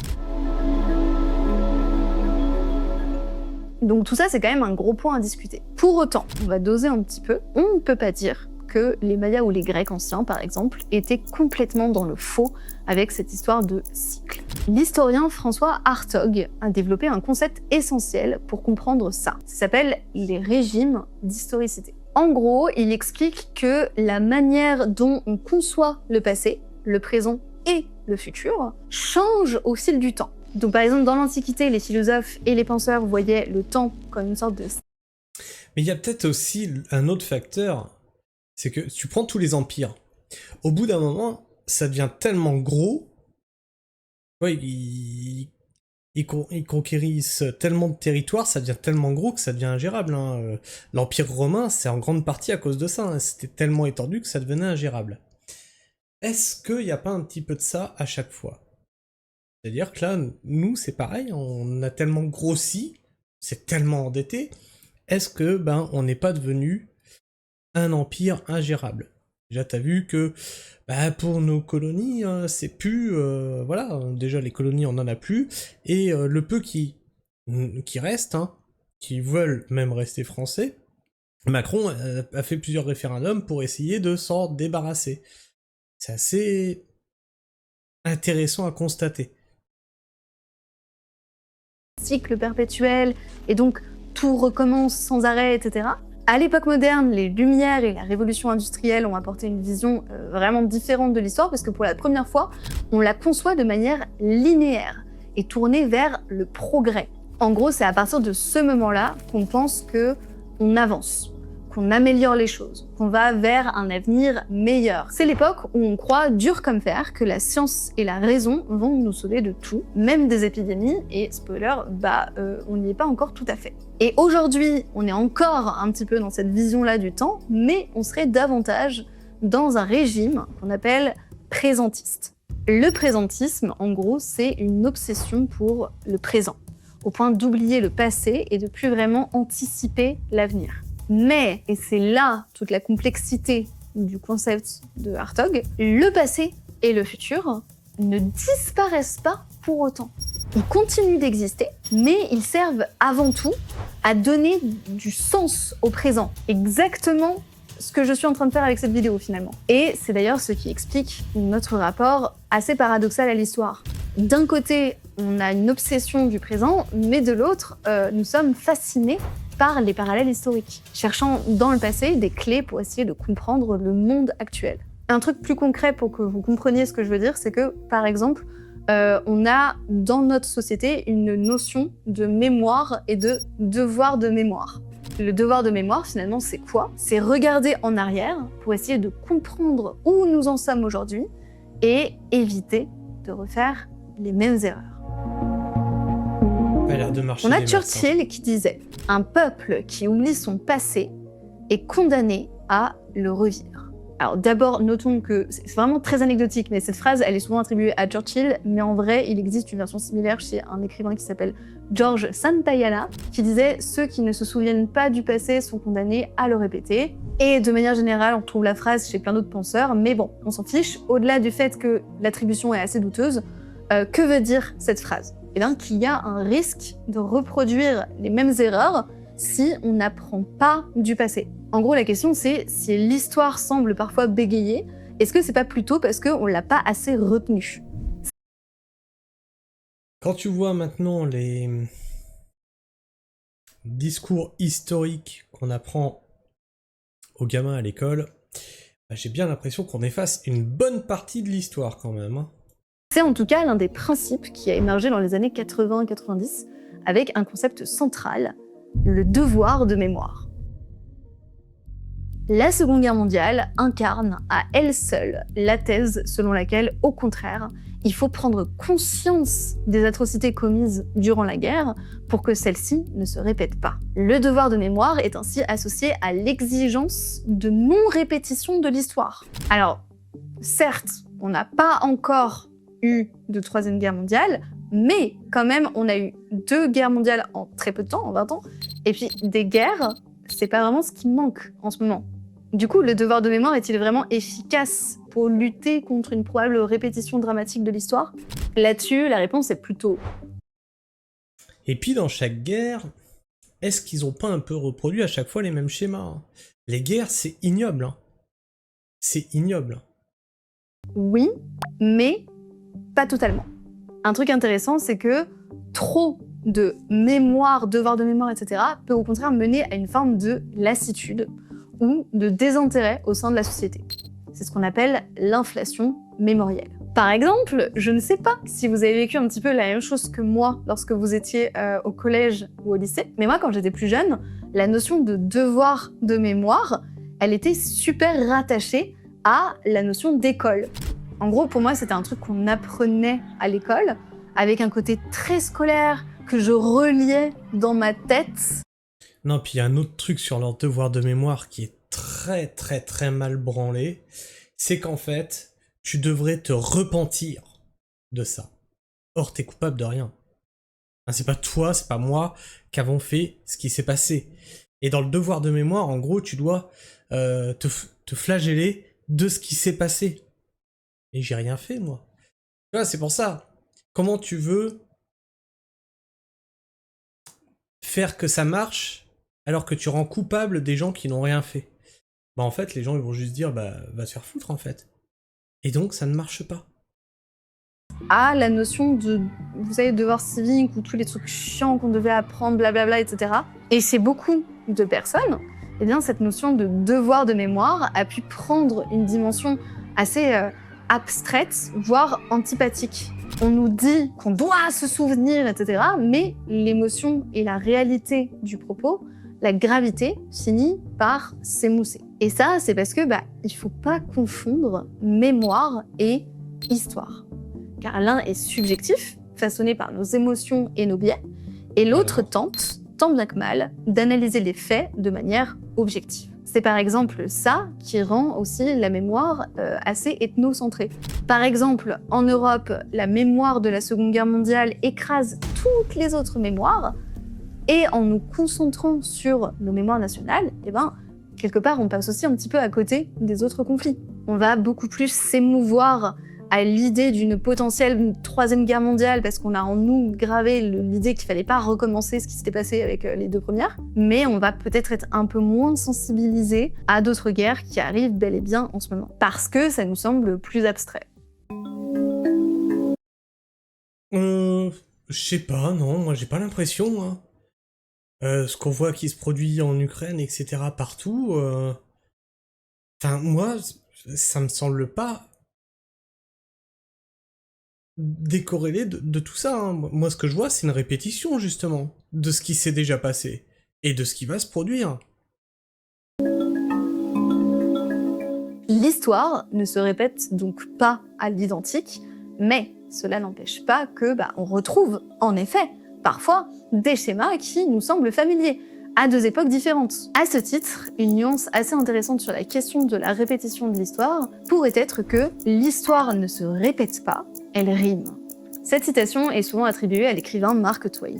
Cette idée permet de montrer que l'histoire peut suivre un certain rythme plutôt qu'une répétition exacte d'événements. Et que dans tous les cas, même si on peut tirer entre guillemets des leçons du passé, on ne peut pas l'utiliser pour expliquer le présent.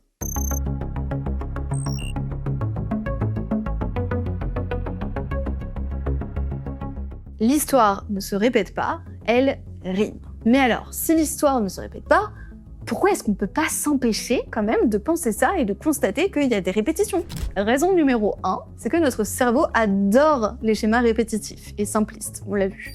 En gros, notre cerveau, il fonctionne pour repérer des similarités dans des concepts, même là où il n'y en a pas.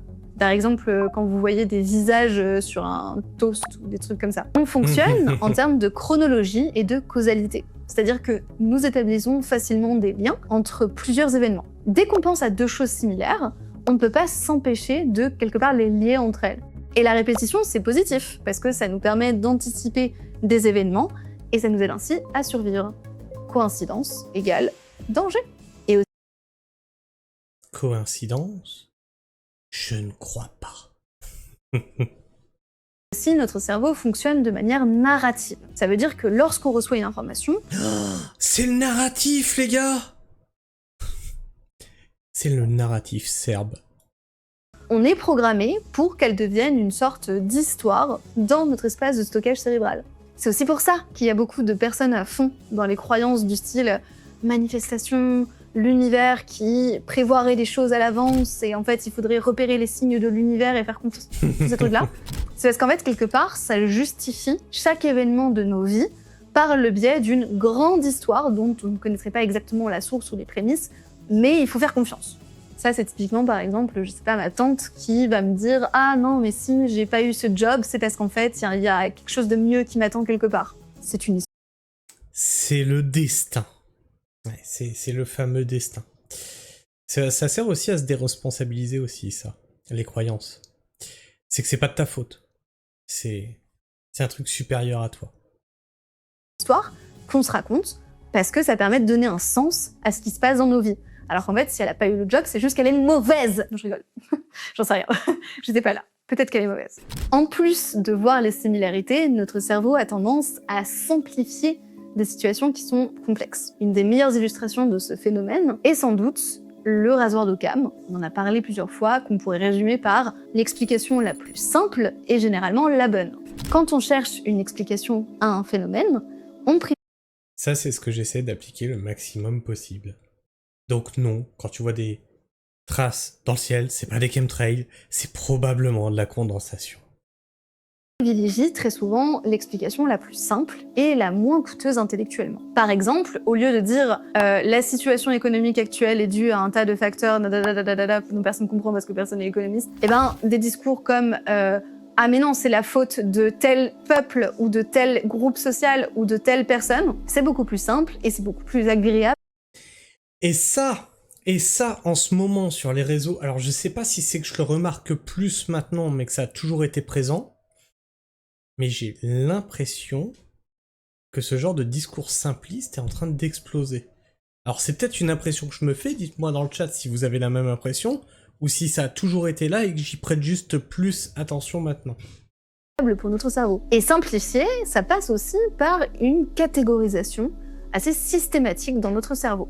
En gros, on met tout dans des cases, et ce faisant, on augmente les probabilités que la réponse à une situation donnée se répète. Et le problème, c'est que ça peut aussi entraîner des erreurs de jugement face à une situation donnée.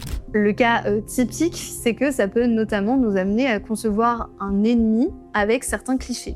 Dans une situation très polarisée comme certains conflits actuels, on va avoir tendance à s'identifier au gentil et notre ennemi devient plus facilement le méchant. On simplifie avec des schémas narratifs qu'on connaît et qu'on nous répète depuis l'enfance. Et plus le conflit... Oui, mais ça c'est pareil. De quel côté il est le bien? En fait, ça dépend du côté duquel tu te trouves. Parce que l'autre aura forcément tort, c'est toi qui as le bon point de vue.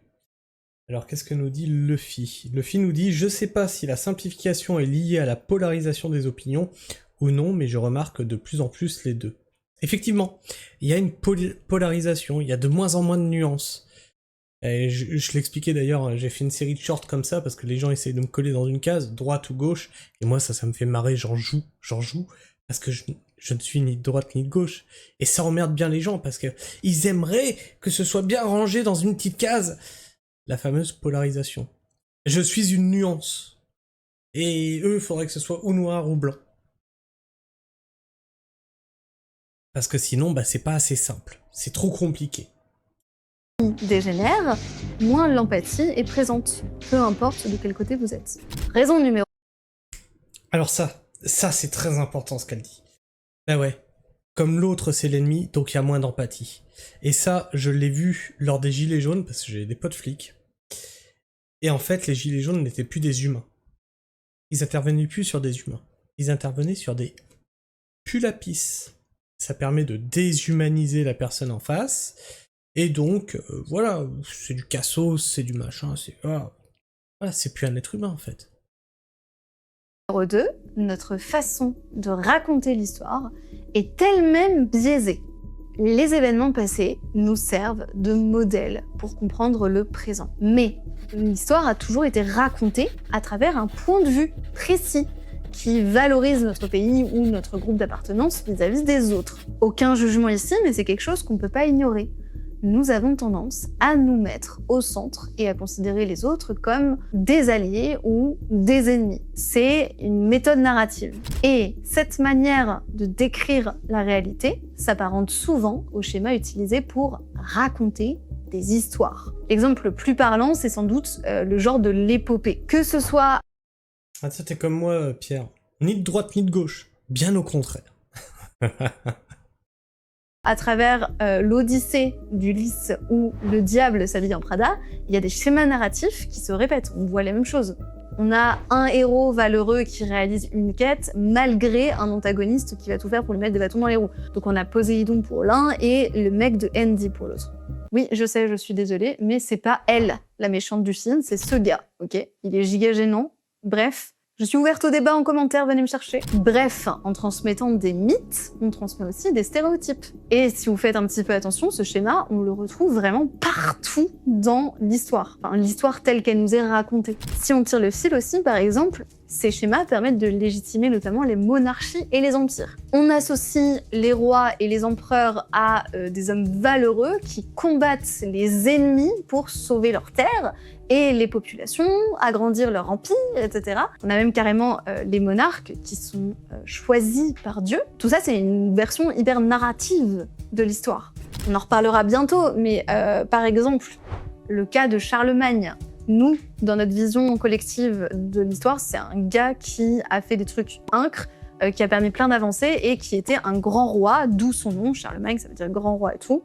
Ce qui n'est pas totalement faux, attention, je dis pas que c'est pas le cas, mais imaginez la même histoire racontée par les peuples germaniques qu'il a littéralement génocidés, en décapitant 4500 gars en une seule journée avant de brûler leur arbre sacré. Parce que juste, ils croyaient pas dans le même dieu. Mettez-vous à leur place. Dans leur récit, Charlemagne, c'est probablement Sauron, ok? C'est pas un grand héros, etc.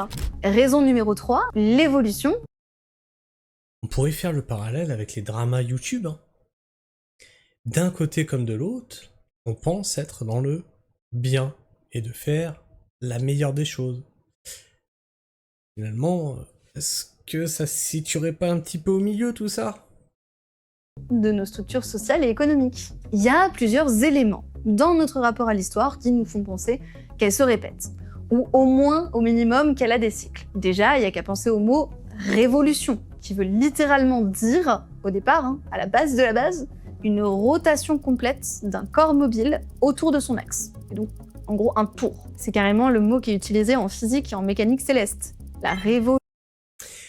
Alors ça aussi, ça c'est un truc, j'avais eu ce débat avec un pote, c'est pas une révolution qu'il nous faut, c'est une évolution. Parce que la révolution, c'est de faire le tour effectivement sur soi-même et de revenir au point de départ. Donc c'est pas une révolution qu'il faut, c'est une évolution.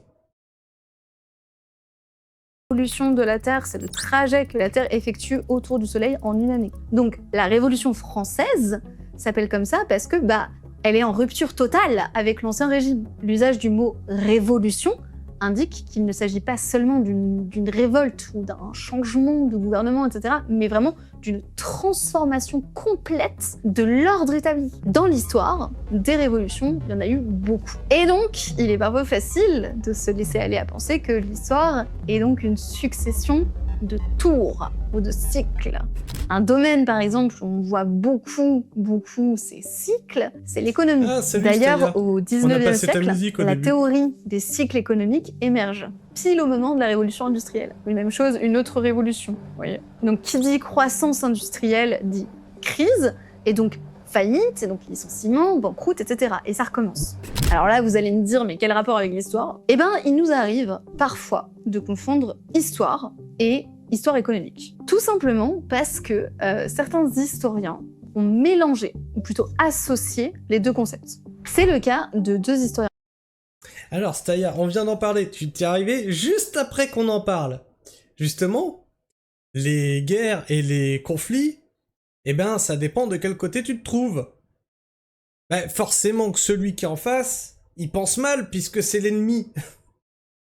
Et de chaque côté que tu te trouves, forcément l'autre y pense mal. Donc peut-être que la vérité, elle se trouve un petit peu au milieu. D'où les grands débats sur les dramas de Twitter. C'est pas une révolution, c'est plutôt une guerre en fait. Hein. Un Français, Lucien Febvre et Marc Bloch, qui ont ainsi créé le concept de nouvelle histoire à la fin des années 20. Le but, c'était de tendre vers une histoire totale. En gros, l'objectif, c'était de développer davantage une histoire sociale et économique, délaissée auparavant au profit de l'histoire plutôt politique. Raison numéro 4, eh bien, c'est la géographie. On a des zones géographiques ou des détails géographiques qui donnent parfois l'impression que l'histoire se répète. Pas parce que l'histoire se répète spécifiquement, enfin si, mais parce que tout simplement elles sont des sources de plusieurs conflits à travers les siècles. Là je pense au conflit entre l'Ukraine et la Russie, par exemple, qui rappelle à quel point cette zone est super sensible. Si on zoome encore un petit peu, on arrive par exemple à la Crimée, une zone dont on a beaucoup entendu parler ces 10 dernières années.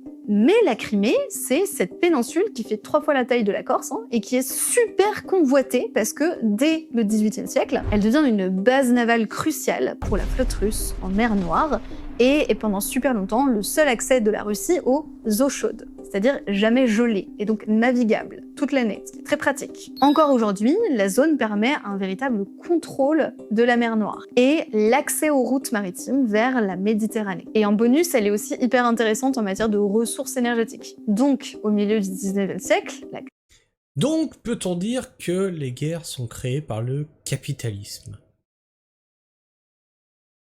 Non, parce que le besoin de naviguer, c'est le besoin de commerce. Besoin de commerce égale monnaie. Après, on a des guerres pour le pétrole. Pétrole égale énergie. Énergie égale fabrication de marchandises. Je sais pas, moi, je pose des questions, hein. la Crimée devient une zone de conflit entre l'Empire ottoman et l'Empire russe. Sauf que la France, l'Angleterre et la Sardaigne s'en mêlent. La Crimée est donnée à l'Ukraine en 1954, mais la Russie l'a annexée en 2014, ce qui a ravivé les tensions sur les frontières. Encore une fois, cet exemple montre que l'histoire ne se répète pas exactement à l'identique. Ça montre simplement que certaines zones géographiques, souvent clés dans l'apport de ressources naturelles, ou alors par exemple les voies de communication, ou alors qui se situent sur certaines frontières qui sont hyper tactiques, etc. Et bien évidemment, ça va être des zones qui semblent plus propices à des conflits que d'autres. Pas parce qu'elles suivent un cycle divin ou quoi que ce soit, mais juste parce que techniquement, ce sont des zones à risque. Donc, l'histoire est quand même marquée par des dynamiques récurrentes qui rappellent le passé. Ça, on ne peut pas le nier. Mais c'est toujours sans le copier nécessairement. Finalement, la question « l'histoire se répète-t-elle » est moins historique que philosophique. Ce qui est certain, c'est que l'histoire n'a jamais suivi une trajectoire linéaire. Elle est influencée par des dynamiques économiques, religieuses, agricoles, mais aussi par nos propres biais cognitifs. On pourrait rajouter maintenant climatique, parce que de plus en plus, je pense que ça va jouer dessus. On le voit bien là actuellement. Tu vois, mon département, pour le coup, il est très touché par la sécheresse, etc., etc., et ça fait plusieurs années que ça dure, alors que les départements à côté, non. Donc, ce qui voudrait dire que, vaudrait peut-être mieux qu'on se déplace. Mais si on se déplace, ça fait qu'on fait une surpopulation quelque part. Quelque part qui n'est pas adapté à accueillir peut-être autant de monde. T'imagines si tout mon département s'en allait? Ouais. Et ça, c'est juste à l'échelle d'un département. Imagine tout un pays, tout un continent qui devient invivable. Ça risque d'être compliqué. On a une tendance naturelle à voir des motifs, à chercher des cycles, à simplifier, à comparer, etc. Et c'est précisément ce qui nous pousse parfois à croire que l'histoire se répète. Cette idée est renforcée par des théories et des modèles historiques qui prétendent identifier des schémas récurrents dans l'évolution des sociétés. Le problème, c'est que, si l'histoire était réellement une boucle parfaite, nous devrions être capables d'anticiper ces moindres événements. Or, ce n'est pas le cas. On a des modèles qui essaient d'anticiper ça, mais on n'y arrive pas. Et ça, c'est parce qu'en fait, l'histoire n'est ni totalement prévisible, ni totalement répétitive. Sur TikTok, j'ai vu passer un gars qui partageait une idée assez intéressante. En gros, la question c'est « Et si l'histoire ne se répétait pas, mais se transformait? Et si elle se reproduisait, mais en s'adaptant au contexte ?» Oui. Le gars... Parce qu'en fait, tu vas avoir les mêmes choses qui vont se produire, genre des guerres, mais pas pour les mêmes... pas pour les mêmes causes, pas pour les mêmes symptômes. Tu vas avoir une guerre qui va être, par exemple, pour le pétrole. Peut-être que plus tard, tu auras des guerres à cause des mouvements de masse, à cause de la canicule, à cause des changements du réchauffement climatique. C'est pas forcément pour la même raison, mais ça reste cyclique, et ça reste des empires qui s'effondrent. Cas, par exemple, du TikTok, il prend l'exemple de l'esclavage aux États-Unis. On pourrait croire qu'il a disparu en 1865 après l'abolition officielle. Fin, plus d'esclavage, ok, au revoir. Mais en réalité, c'est pas ce qui s'est passé. Il n'a pas disparu d'un coup, il s'est transformé. D'abord avec le métayage et les travaux forcés, qui ont maintenu les Afro-Américains dans une dépendance économique quasi identique à celle de l'esclavage. Bah, excuse-moi, est-ce qu'il a vraiment disparu, l'esclavage? Parce qu'on reste dans une dépendance économique quand on est ouvrier, etc. C'est juste le nom qui a changé, ok. Puis avec les lois de Jim Crow qui ont instauré un système de ségrégation raciale pendant près d'un siècle. Aujourd'hui encore, les discriminations systémiques n'ont pas disparu. Elles ont simplement changé de forme à travers des mécanismes sociaux et économiques qui sont beaucoup plus subtils. Ce que je veux dire, c'est que le racisme, parce qu'on a aboli l'esclavage et qu'on a dit non, le racisme c'est pas bien, il n'a pas subitement disparu complètement, c'est pas vrai. Il s'est adapté, il s'est reformulé, il s'est rebrandé entre guillemets. On sait tous maintenant que dire des énormes insultes racistes, c'est évidemment pas possible, ou alors si, ça empêche pas certains de le faire, mais c'est minoritaire. Pour autant, il existe toujours du racisme. Ouais, c'est ça, Staya. C'est l'esclavage moderne, l'esclavage du système, et je vais même aller plus loin. Parce que tu vois, personne n'ose le dire ça, mais tous ces migrants qui viennent dans le pays, dans l'Europe, etc., c'est pas voulu par toi, par moi, etc. C'est voulu par qui? C'est voulu par ceux qui ont des usines, qui ont des entreprises, qui ont tout ça, parce que ça fait de la main-d'œuvre avec laquelle ils peuvent tirer les coûts vers le bas. Là, ça reste de l'esclavage. Je suis désolé. Tu fais venir des populations pauvres pour pouvoir les exploiter. Qu'est-ce que c'est si c'est pas de l'esclavage? C'est même pire qu'avant, parce qu'avant, l'esclavage, au moins t'allais les chercher. Là, tu les fais carrément venir. Pour qu'ils fassent quoi après? Livreur Uber, payé à coups de lance-pierre? Non mais franchement. Moi, à chaque fois, j'ai l'image du restaurateur là qui a été interviewé, qui disait « Mais oui, mais si on n'avait pas les migrants, qui ferait la cuisine et la plonge dans mon restaurant ?» Espèce d'enfoiré, va. Plus subtil et beaucoup moins évident. Et là, je parle du racisme, mais ce phénomène ne concerne pas du tout que ça. On peut l'observer dans bien d'autres dynamiques historiques, notamment, par exemple, le fascisme. Là, en ce moment, tout le monde en parle, mais le fascisme ne revient pas. C'est pas vrai, il mute. Cette idée trouve un écho troublant dans les propos de Primo Levi, dont j'ai parlé un petit peu en introduction. Une idéologie ne disparaît pas totalement. Elle peut perdurer, se modifier, se diffuser sous une autre forme. Et en fait, c'est là le vrai danger. Croire que l'histoire se répète de manière évidente, c'est risquer de ne pas voir les transformations à l'œuvre.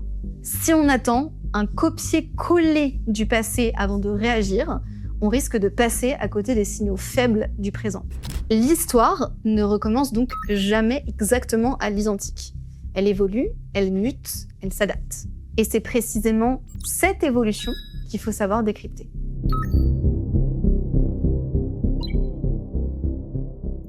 Alors là, depuis le début de cette vidéo, on explore les théories qui défendent l'idée d'une répétition de l'histoire, mais aussi les limites de ces modèles. Mais il existe une autre vision de l'histoire qui prend complètement le contre-pied de ces théories cycliques et qui est très très pertinente. Cette théorie, c'est l'idée selon laquelle l'histoire ne se répéterait pas, mais en réalité, elle s'accélérerait.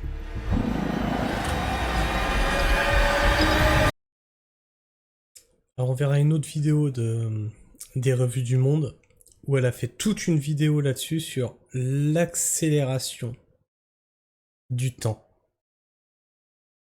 Est-ce que on n'est pas dans une accélération? Tu vois, tous les trucs, rien que sur ma génération, tu te rends compte que je suis né à l'époque où on avait encore une télé noir et blanc dans le salon.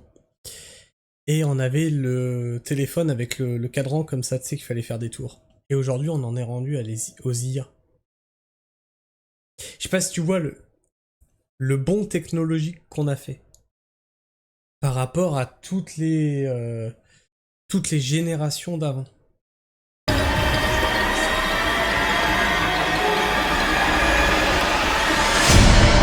Nous sommes en guerre. Et si cette hypothèse de l'histoire qui s'accélère est réelle, alors ça pose d'autres questions fondamentales. Si l'histoire s'accélère, est-ce que du coup... Ouais, hein. Mais c'est troublant, hein. Staya dit je me faisais la même réflexion aujourd'hui. C'est hyper troublant. Parce que, tu vois, les IA, je pensais pas voir ça de mon vivant.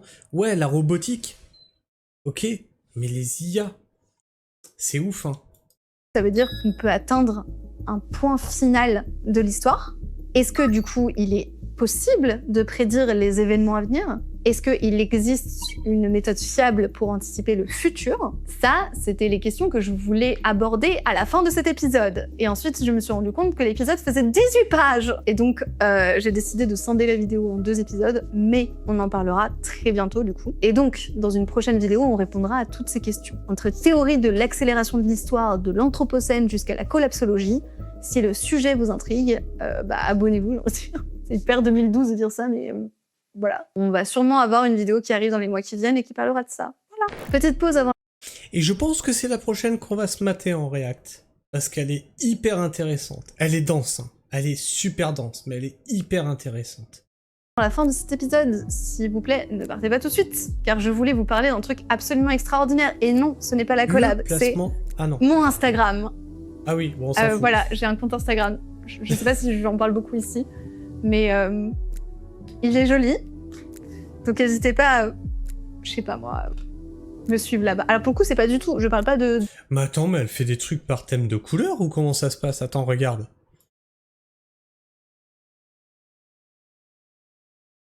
Elle se tape des tripes... des tripes de couleur. Mon Instagram. Regarde, là on est tout quasiment violet. Toc. Moi j'ai jamais vu un Instagram comme ça. Hein. Voilà, j'ai un compte Instagram. On vire au bleu. On dirait que là toute sa vie elle est bleue. Je sais pas si j'en parle beaucoup ici, mais... Hop. Et on se transforme en doré ocre. C'est hallucinant. Il est joli. Donc n'hésitez pas à, je sais pas moi... Et on repasse sur, tu vois, ça se transforme, après tout est quasiment turquoise vert, c'est bizarre. Me suivre là-bas. Alors pour le coup, c'est pas du tout, je parle pas de science et d'histoire sur ce compte Instagram. Enfin, si un... Mais vraiment, hein, t'as vraiment des phases de couleurs comme ça, c'est un truc de ouf. Un petit peu, mais c'est pas le sujet principal.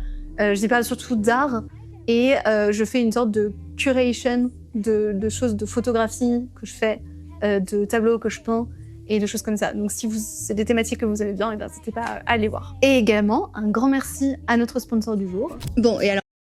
Voilà, donc là, c'est le sponsor. Attends, je vais redescendre la caméra ici, toc toc toc, pour la prochaine fois. Hop là. Et donc alors, fin du monde, pas fin du monde, effondrement, pas effondrement, époque charnière, pas époque charnière. Est-ce qu'on va vers la 3e guerre mondiale? Bah je sais pas moi, dites-moi, qu'est-ce que vous en pensez vous dans le chat? Vous êtes 5, vous êtes 5. Il y a moyen de discuter un petit peu avant de se quitter quand même. Vous êtes 5, mais il y en a que 2 qui parlent.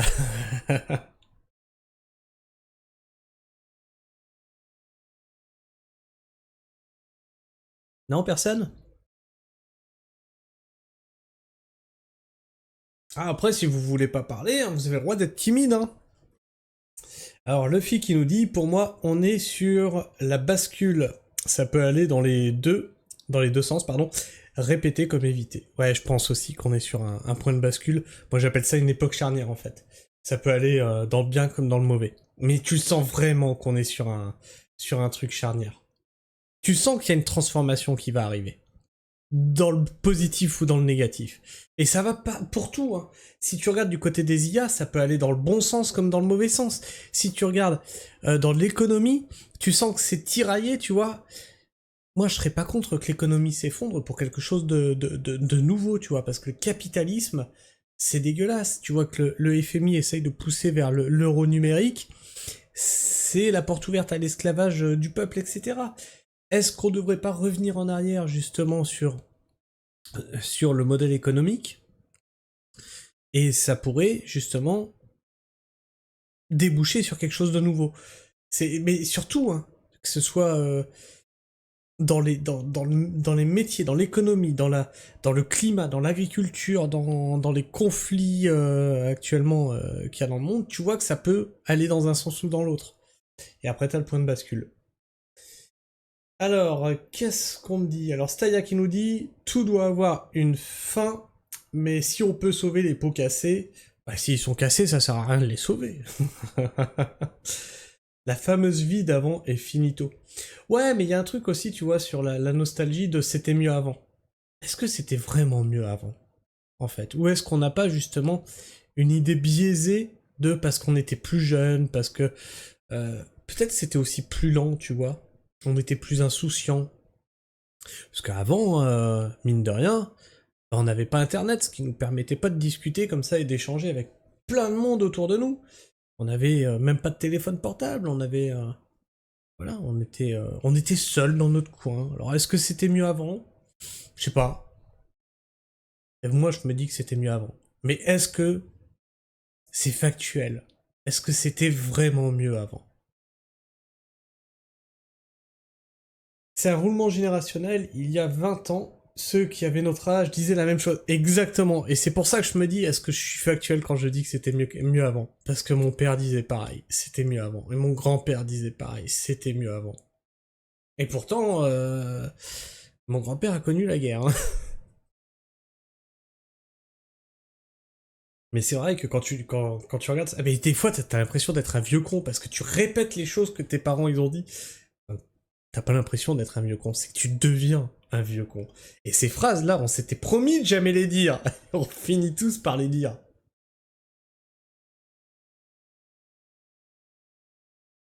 On avait un DD au PMU sur la... Je connais cette théorie, Pierre. On avait un DD du PMU sur la Terre plate, maintenant il y en a trop.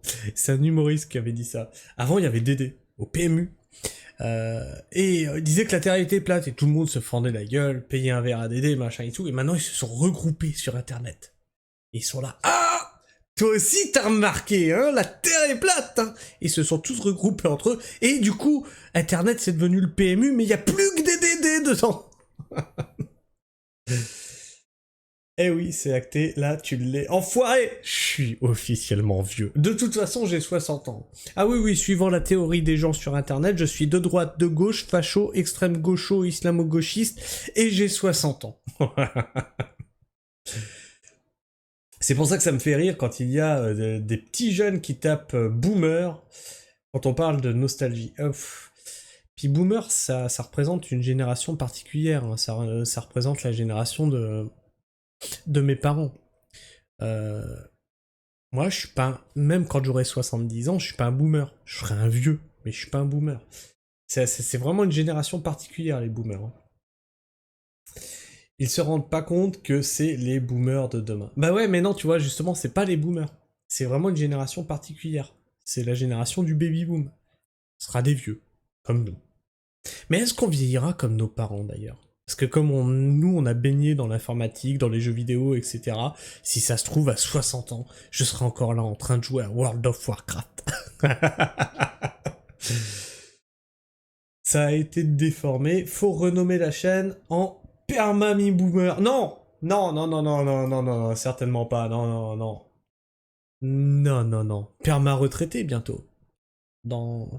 Ah, quoique maintenant, la retraite, 70 ans, j'allais dire dans 15 ans, j'aurai 60 ans. Dans 25 ans, maintenant, on pourrait la renommer perma-retraité. Alors, perso, je me vois taper mes meilleurs top 1, même quand j'aurai 80 ans. T'as quel âge, Luffy? Parce que je t'assure qu'à 45 ans déjà, t'as perdu énormément de réflexes sur les jeux vidéo, ça se ressent de ouf. 24, ouais, bah tu verras. Tu verras quand t'auras passé la barre des 40... Tu perds énormément de réflexes. Mon fils me fout des raclées maintenant sur n'importe quel jeu. C'est horrible. C'est horrible de vieillir. La vieillesse, c'est un naufrage. Mais c'est pour ça que je fais des jeux plus chill maintenant. Je fais du Farming Simulator, du World of Warcraft de l'époque, qui était moins nerveux. T'as plus la même endurance aussi. Alors, l'endurance, ça se travaille, hein, en vrai. Bon, je suis certainement plus aussi vif qu'avant. Mais je reste quand même, je me tape des journées de malade, mais ouais, c'est aussi relié à un autre truc, c'est que je suis un peu hyperactif aussi. J'ai toujours été hyperactif. D'ailleurs, heureusement qu'à mon époque, l'hyperactivité, ça n'existait pas, parce que sinon j'aurais été sous cacheton. J'ai toujours été un gosse turbulent, etc. Il fallait que je fasse énormément de sport. Je faisais du basket, du karaté.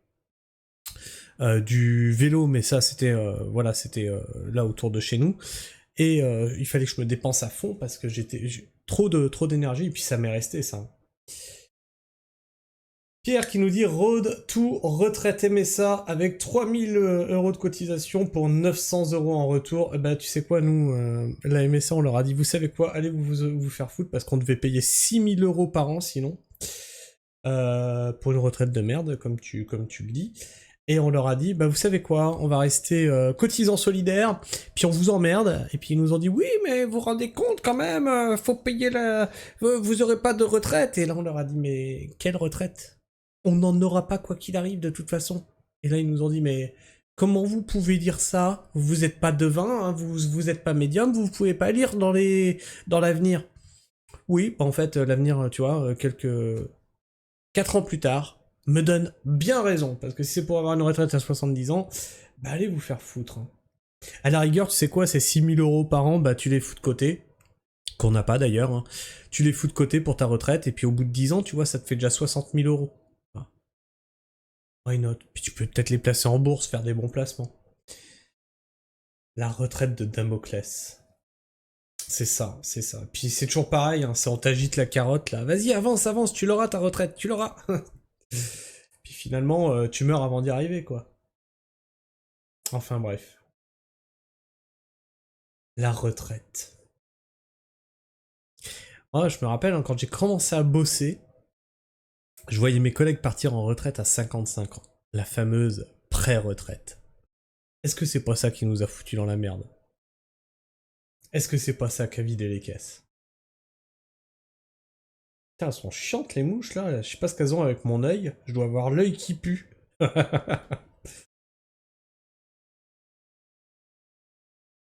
Bon.